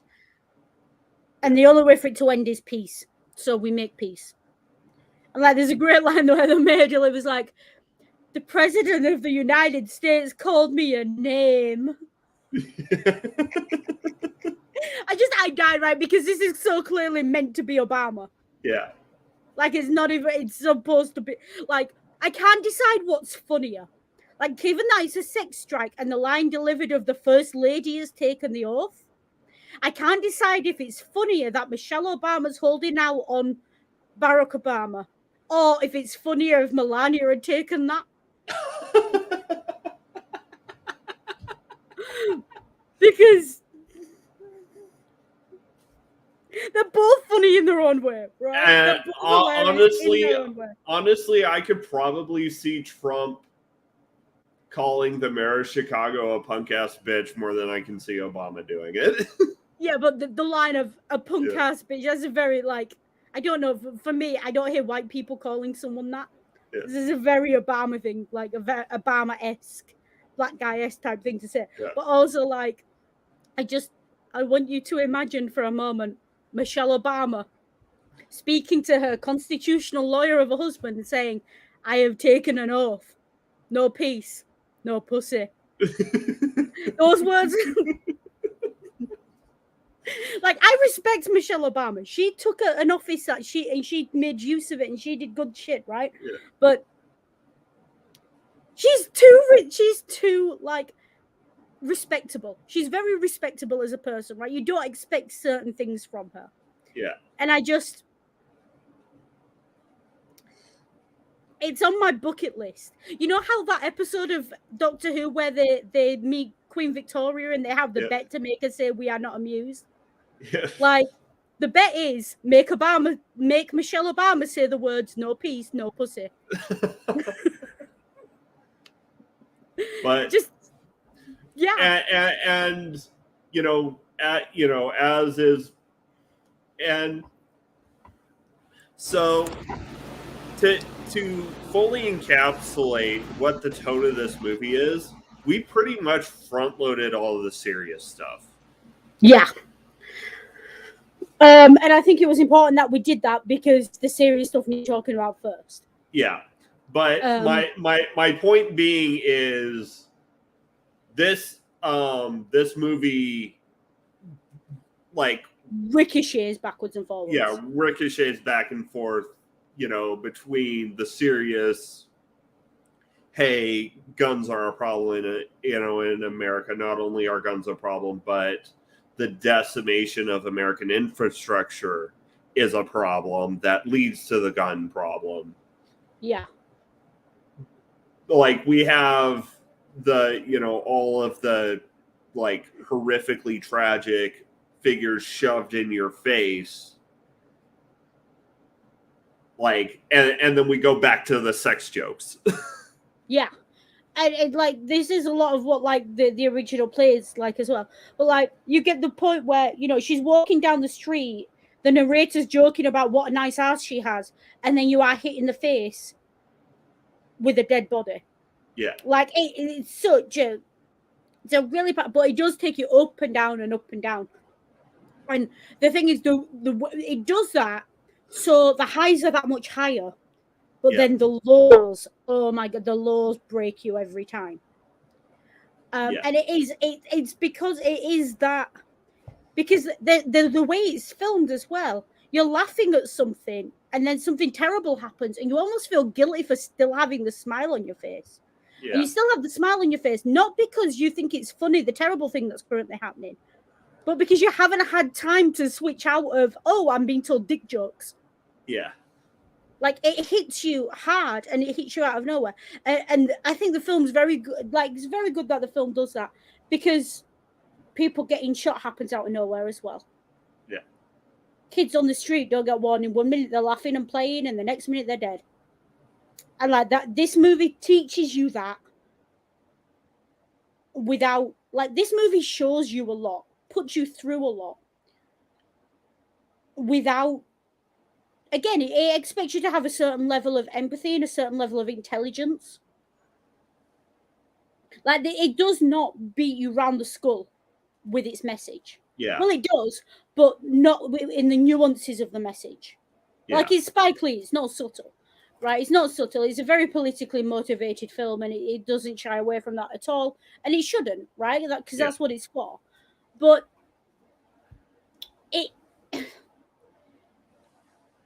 we were talking about, if you don't know about Oedipus, you don't get the Oedipus jokes. Yeah. If you don't know about Cyclops, you don't understand why he's funny. And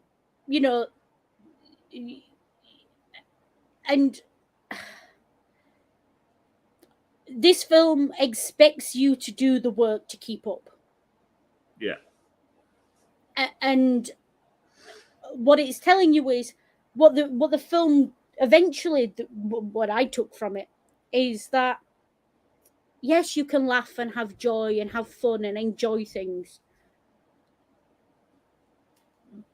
But what it gives you a taste of is understanding that all that can be destroyed in a moment. Yeah. And then it hits you with that again and again and again until you internalize the idea that, by the end of the movie, you're almost scared to laugh. You're almost scared to believe it because you've been hit so many times. You're waiting for your legs to be taken out from under you again.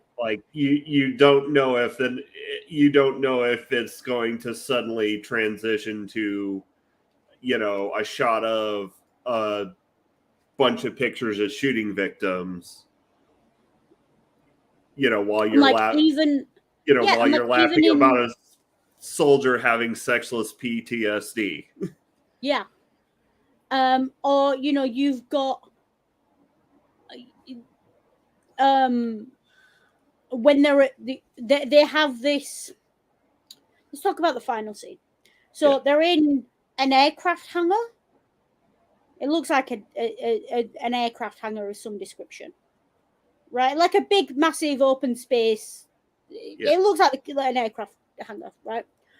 Lots of American flags everywhere. A table. It's very UN. We're all going to sign the peace accord, and everyone's dressed The in white. table is notably shaped like another pretty famously shaped object.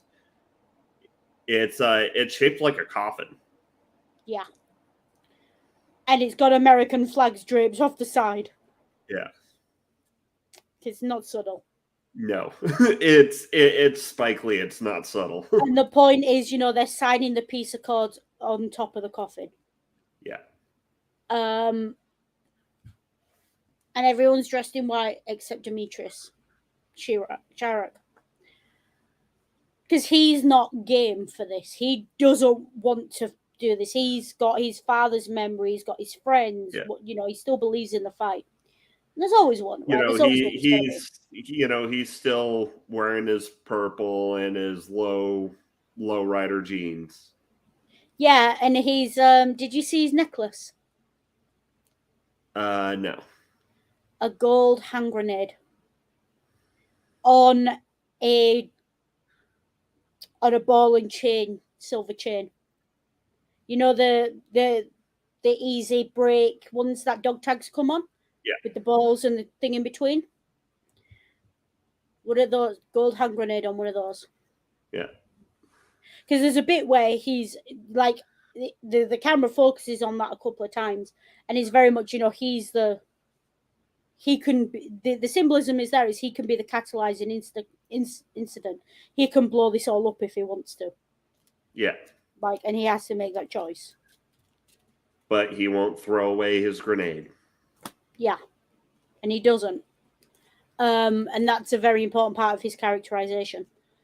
So you get the three signs. You get the leader of the men sign, the mayor. The priest signs to countersign his signature. The Lysystrata signs, you should call Joseph can sign. Fortune 5, the guy representing all the Fortune 500 companies that will guarantee jobs for everyone. And not minimum wage jobs either. Yeah. Like, and they're talking about they're going to build a hospital and, the Emmett Till Memorial Trauma Center. And it's all new investment in the area. Yeah. Like, there's finally going to be a trauma center on the south side. There's going to be a hospital and a school.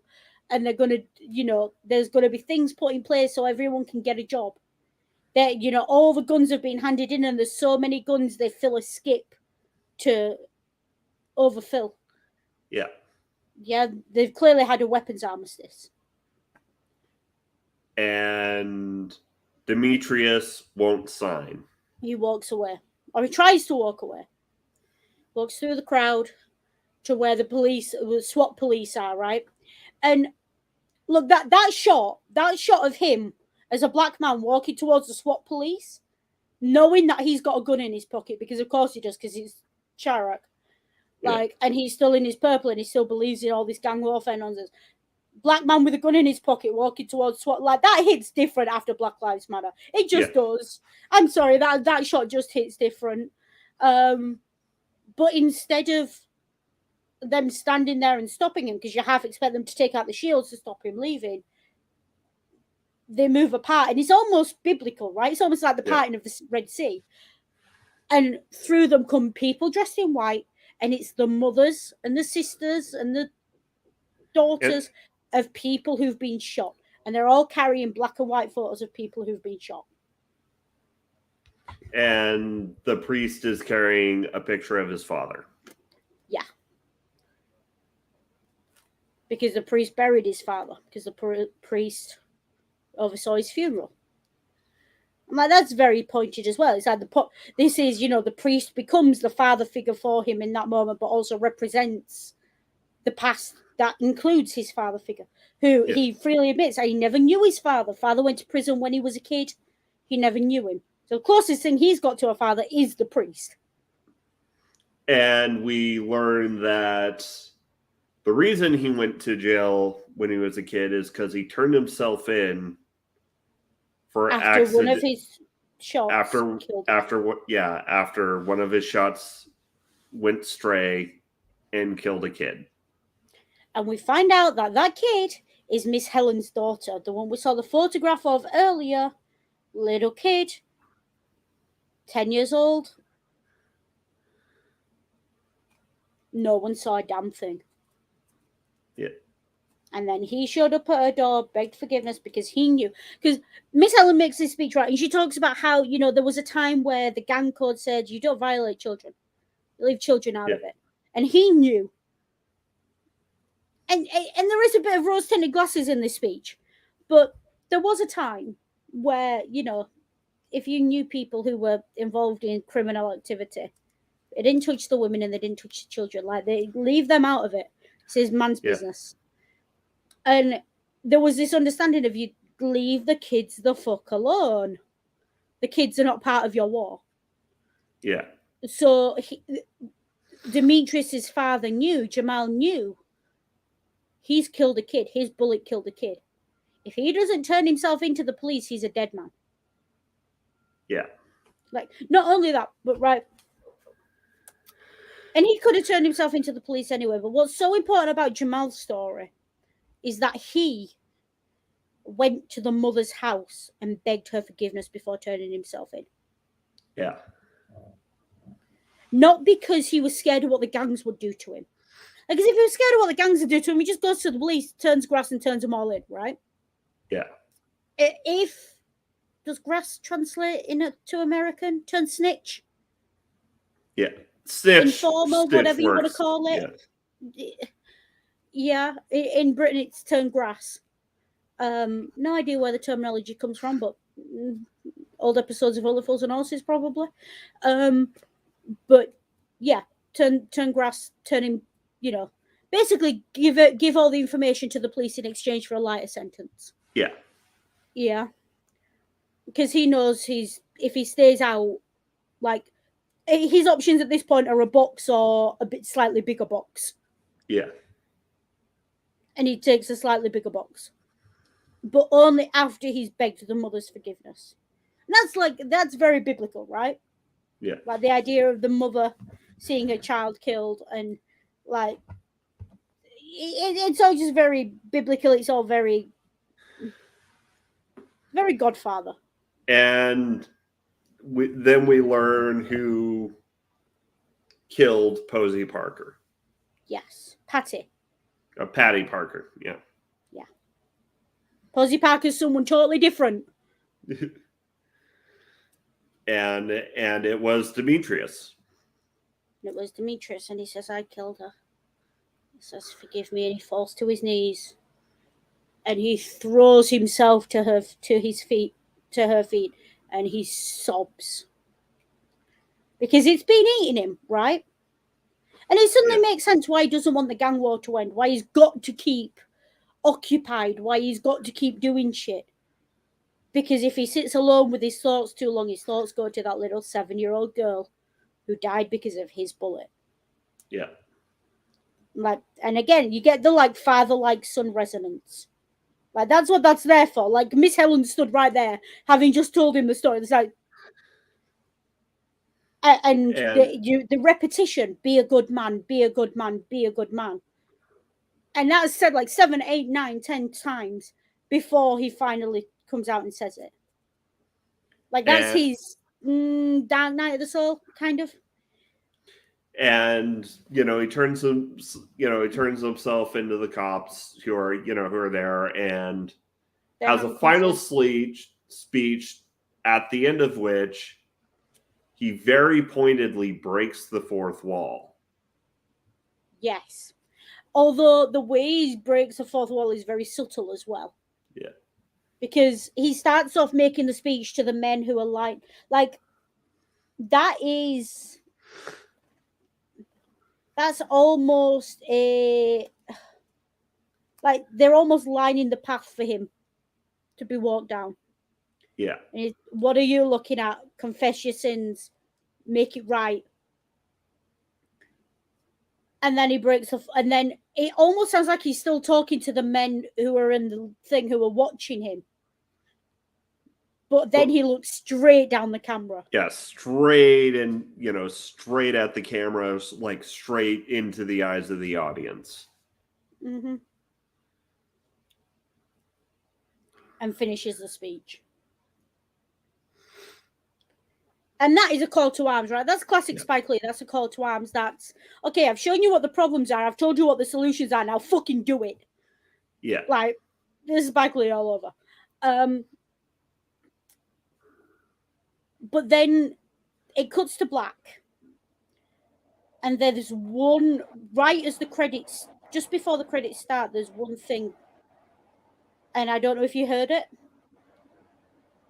It cuts to black and you just hear, "This is an emergency."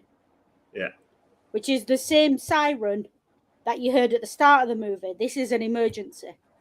Yeah. And it's basically saying, that's your break of, that's continuing that fourth wall break of this.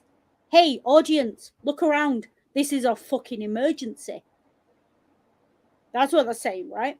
Yeah. It's telling you haven't got time. Like, how many more 7-year-old children have to die, basically. Yeah. And what this film's doing is, it's not arguing that, like, because anyone who says black on black crime, it's pure whataboutism. Like, I'm not going to sit here and defend it. It's pure whataboutism. But what this film does, it takes the tiny, microscopic kernel of truth in that statement about black on black crime. Of, yes, black people shoot black people all the fucking time. And it's gang warfare, and it's this, and it's that, and the other. It takes that truth, which is true, right? No one's denying it. The statistics are there. You can go look them up. Yeah. That's not the statistic that matters. When people talk about police killing black people, police kill black people at a rate of 10 times that they're killing white people. That's the problem. Talking about black people killing black people, that's a different conversation.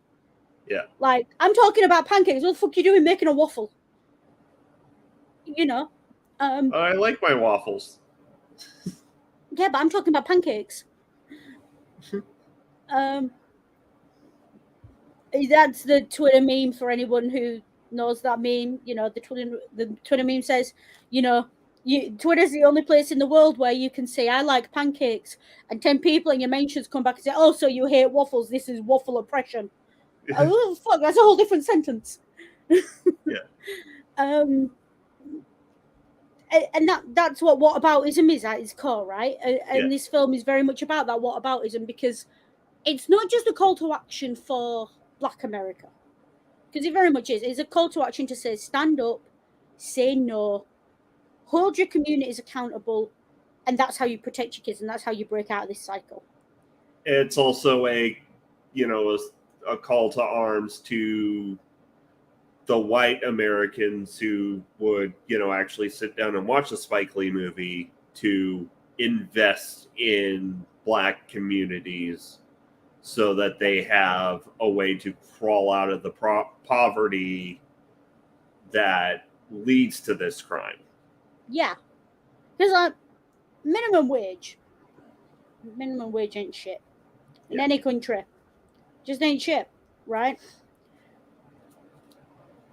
And I know people, you all know I grow and I live in a fairly rough area, but mostly white, so not necessarily comparable on racial issues, but people aren't going to go out to work for, £9.40 an hour's current minimum wage, something daft, when, a loaf of bread costs £3 and 4 pints of milk costs £1.50 and gas for your car is at fucking £1.90 odd.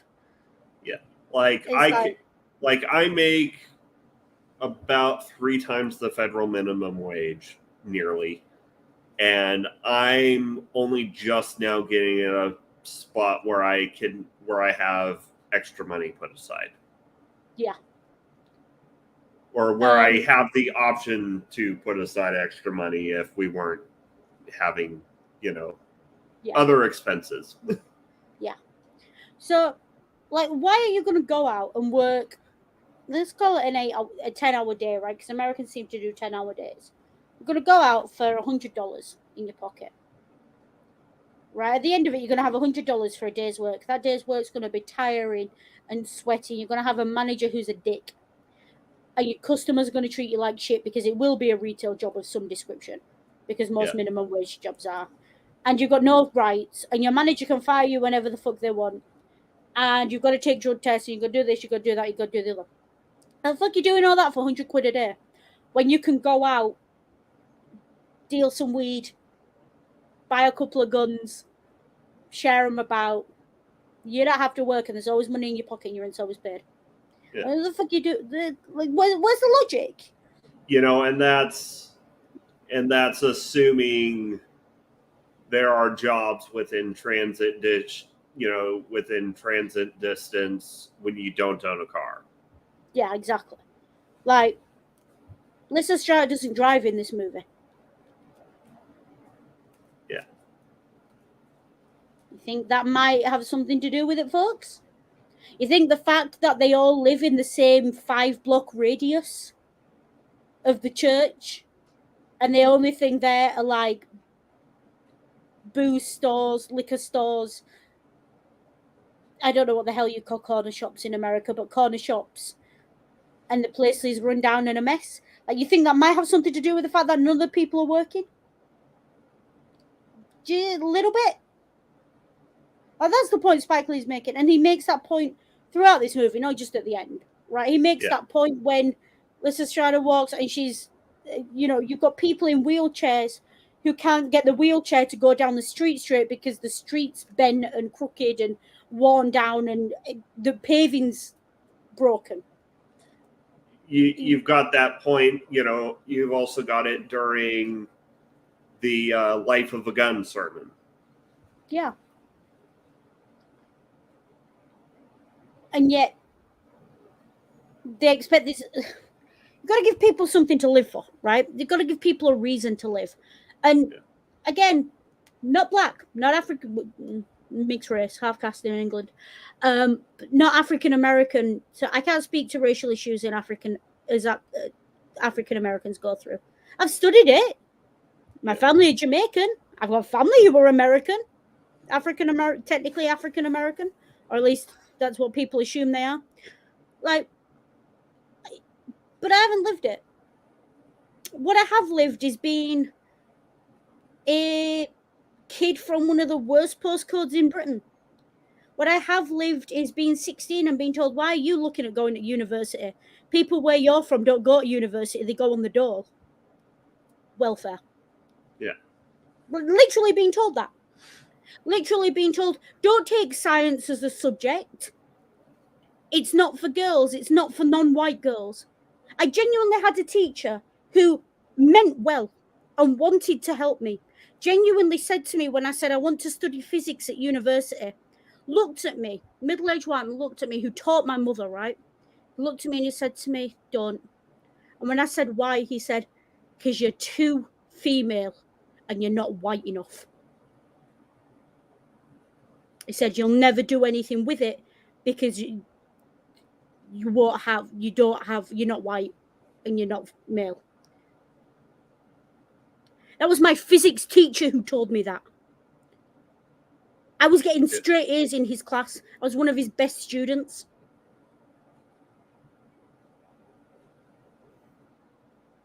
Like, what are we supposed to do with that? And like, you can speak to this no matter what color you are, right? If you were raised in poverty, you can speak to this. Like, I remember being told by the careers counsellor at school, why are you looking to go to university? People where you're from, they either work in the local Asda, go on the dole, or they end up in prison. Those were my 3 options at 16. So what I was told my 3 options were. Go work at the equivalent to Walmart. go to prison or go onto welfare. My careers counsellor, when I was 16, knew how to fill in application forms for welfare, didn't know what advice to give me for writing a personal statement for going to university.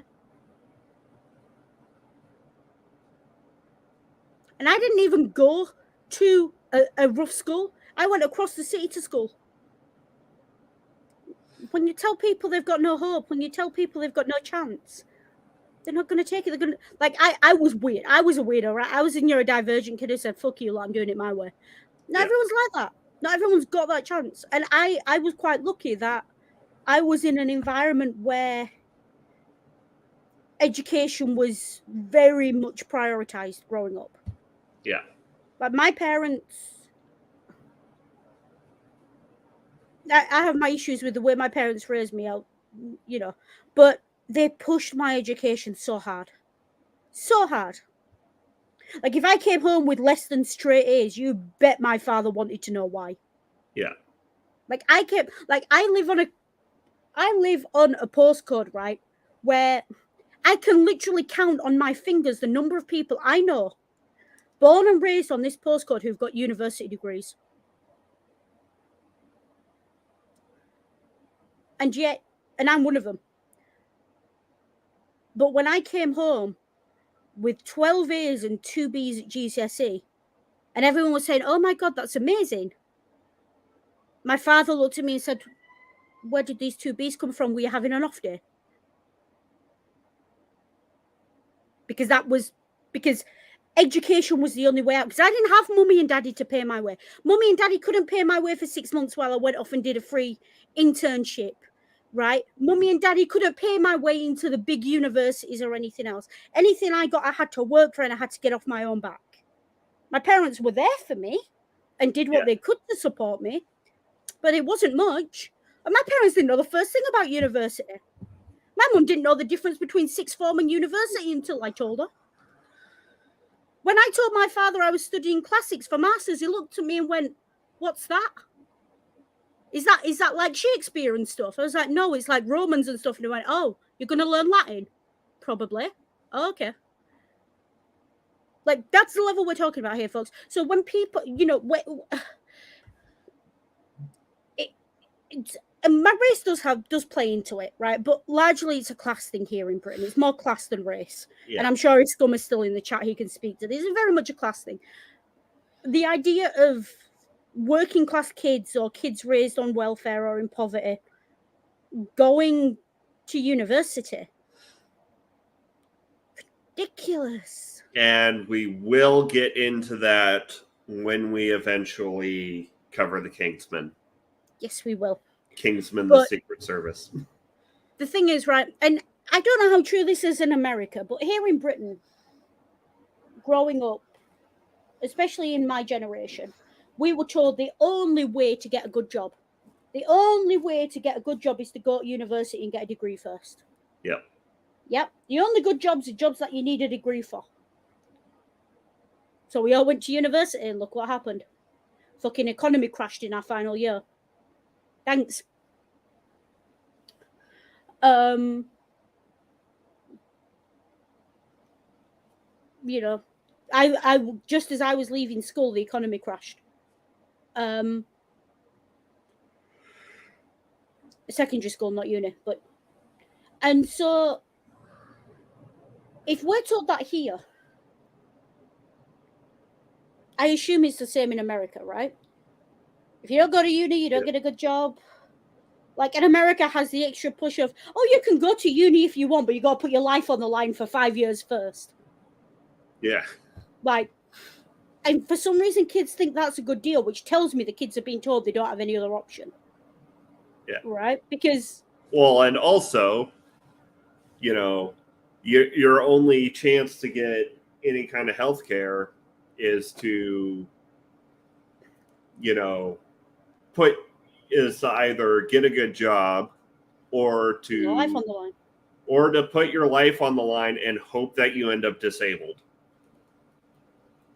Yeah.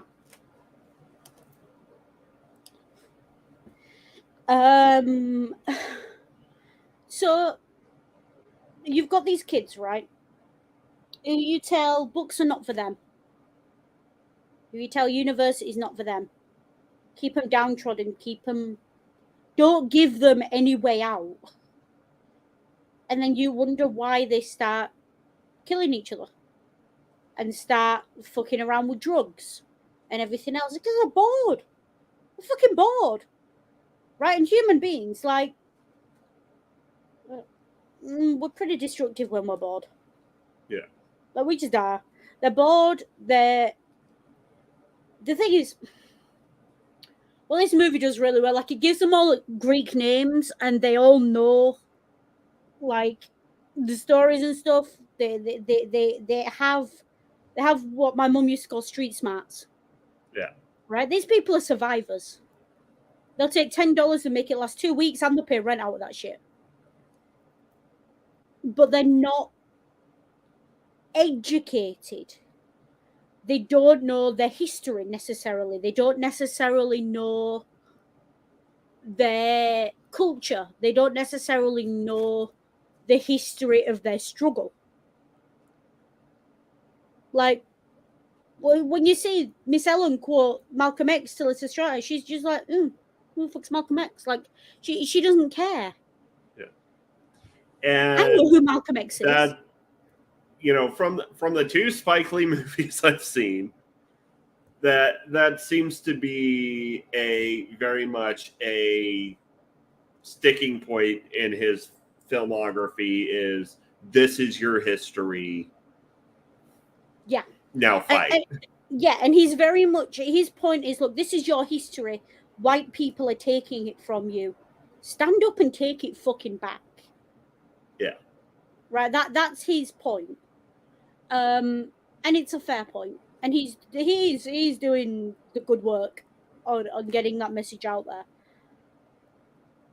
It's like, you know, people talk about, I saw a meme this week of someone saying, oh, if you're Irish complaining about the loss of Irish culture, but you don't speak the Irish language or know the history before 1918, shut the fuck up.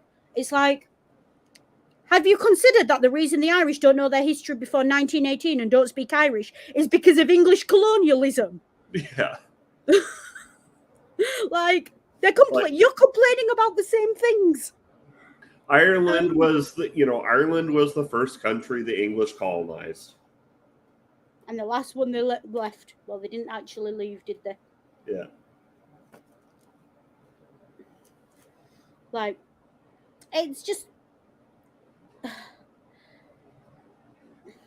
This movie is very complicated because the issues it's dealing with are very complicated. Yeah. But what this movie is doing is it's calling out everyone all at once. And it's not allowing any opportunity for anyone to play whataboutism. Yeah. It's like the black people in this movie can go, yeah, but what about the white people? Yeah, but you're the fuckers with the guns. And you know, the women can say, but there's nothing with this. Women can stand up and play their part. Yeah. And the white people are saying, what are we supposed to do? And the black people are saying, fucking do something. Fucking do something. Right? You know, and we can definitely say that, you know, it had this movie been made a couple of years later, Trayvon Martin and, you know, George Floyd would have been name dropped. Definitely. Like, there's at one point where he lists off like the names of black guys who've been killed by cops. Yeah. During the sermon, I think. And this is the point, right? It's a fucked up situation. But it's fucked up because everyone in the situation is allowing it to be fucked up. To some extent. Like, no one's blameless. The only blameless people are the poor 7-year-olds in coffins. Everyone's got a part to play is what this movie's telling you. It's like saying, if you don't like this, go out and change it. Do something about it. And, you know, we have a monologue from, you know, Diomedes about how you've got the cops on one side, on the gangs on the other, and we're stuck in the middle. Yeah. And then both the cop and the gang member lift their gun and shoot at the camera. Yep. because there's no fucking difference. You've become your own worst enemy, is what that's saying. Like, again, Spike Lee, not subtle. Yeah. Like, trying to be subtle. Like, but the subtleties in this movie are in the nuances of the discussion, are in the conversation around how do you do it. Like, it makes perfect sense, right? Someone says, okay, let's have a gun amnesty. Let's pay $100 for every gun turned in. Yeah. Yeah? Let's guarantee that anyone who turns in a gun,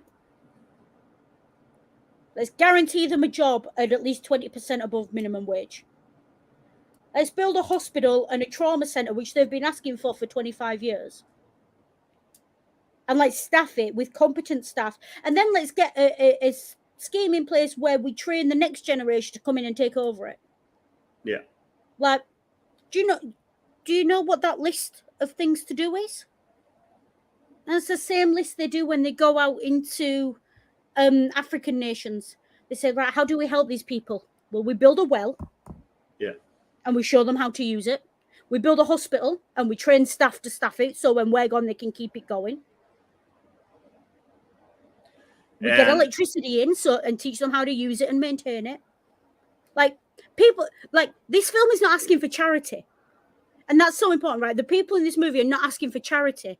They're just asking for a fighting chance. Yeah. So, yeah.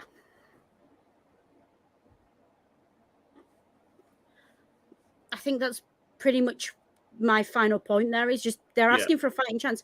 And the thing is, everyone, the point of the movie is as well that everyone's got to come together. Yeah. This is not something one person can fix. This is not big man politics. Yeah.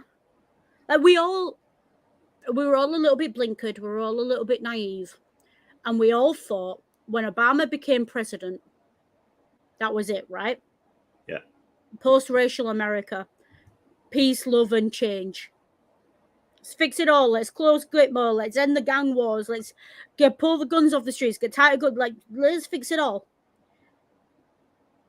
And, like, I have the excuse that I was, like, a teenager. Yeah. And caught up in the swell of it and the emotion of it and everything else, right? And oh my God, a black president in my life. Yeah, I was a teenager. But that, more than anything, proved what this movie is telling you, is that it takes more than one man. Yeah. It takes all the people that voted for him. But more importantly, it takes all the people that didn't vote for him as well.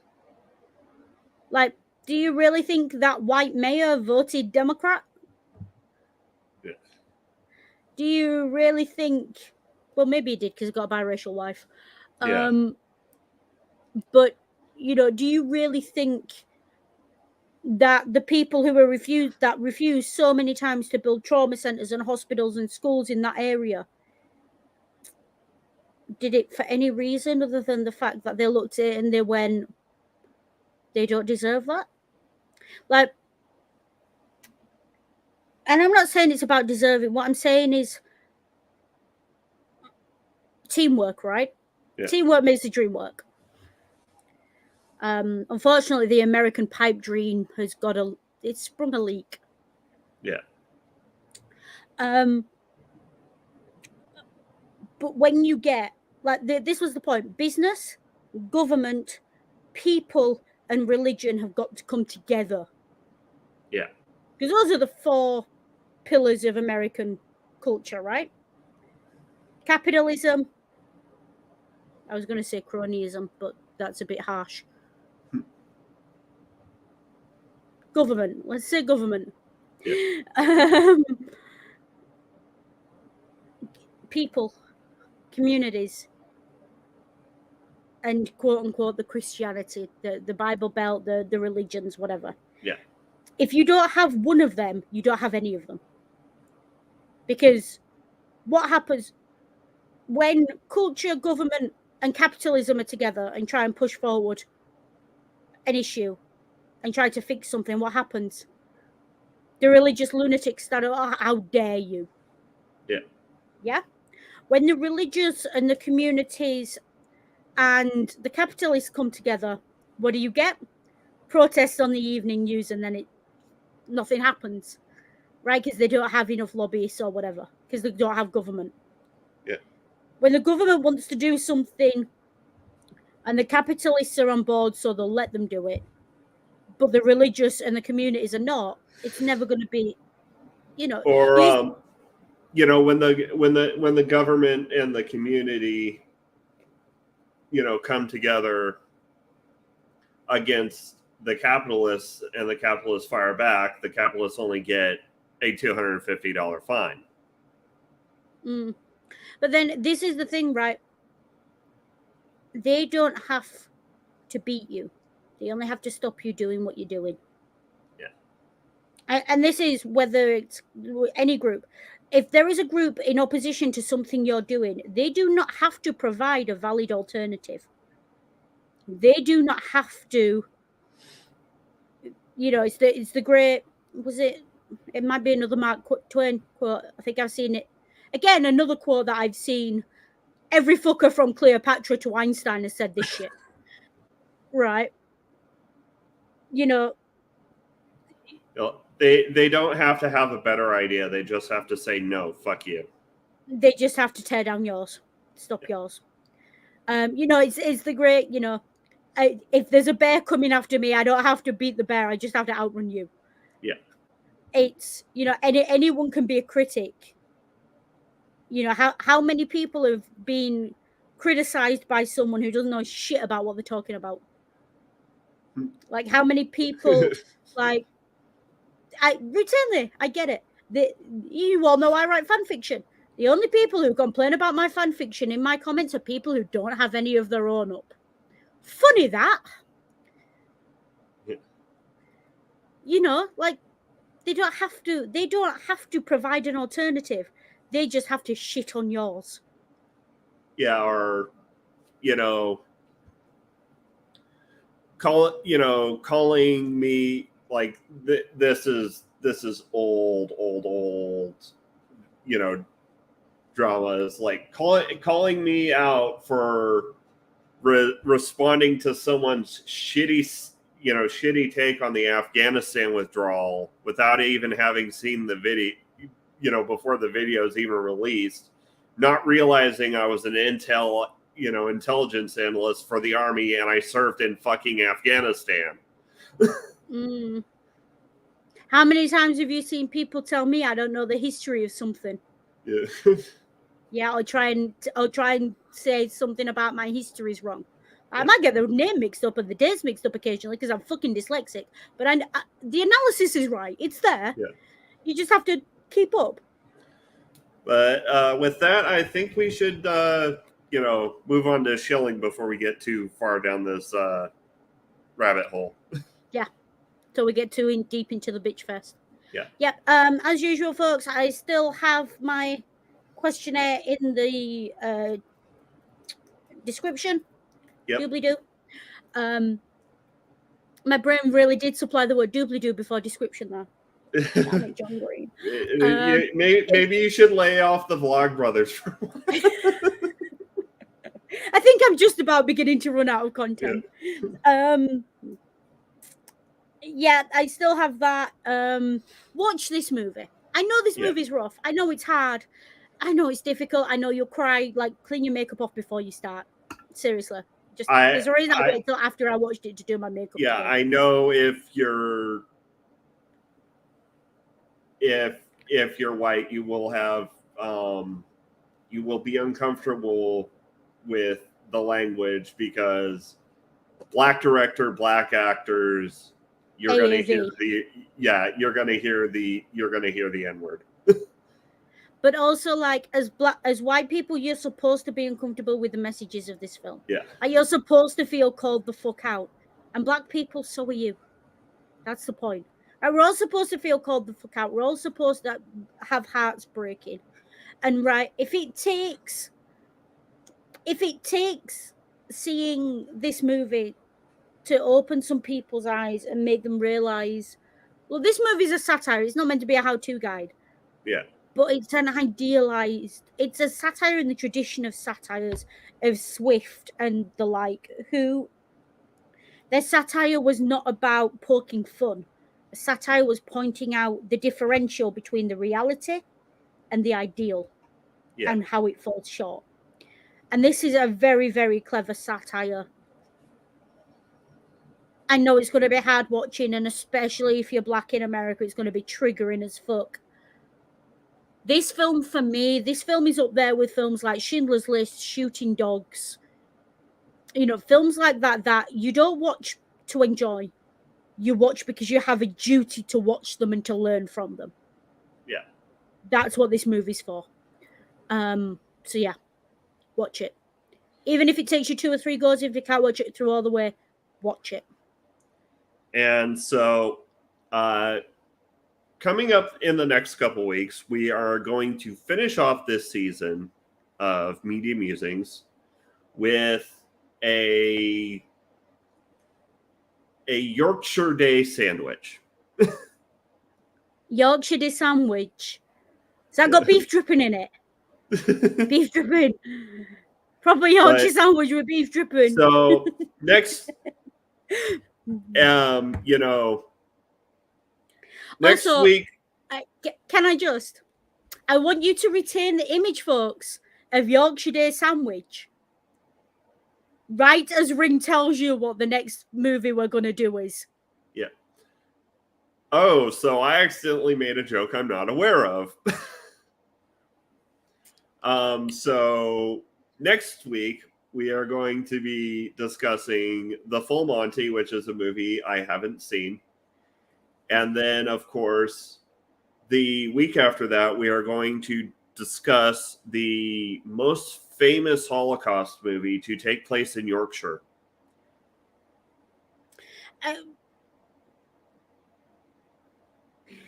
And to understand what movie I'm talking about, you're just going to have to stay tuned. I'm never going to look at a KFC the same way again. that is, ew. I know what you're getting at, but also ew. And I can't tell for certain if the studio meant to do that or if that was a happy accident. But I mean, the movie is definitely a satire of like certain other movies, so you know. But with that, we'll move to taglines. Take care, be good, and if you can't be good, remember, use your noodle. And remember, the purpose of a good storyteller is not to tell us how to think, but to give us questions to think on. Too often, we forget that.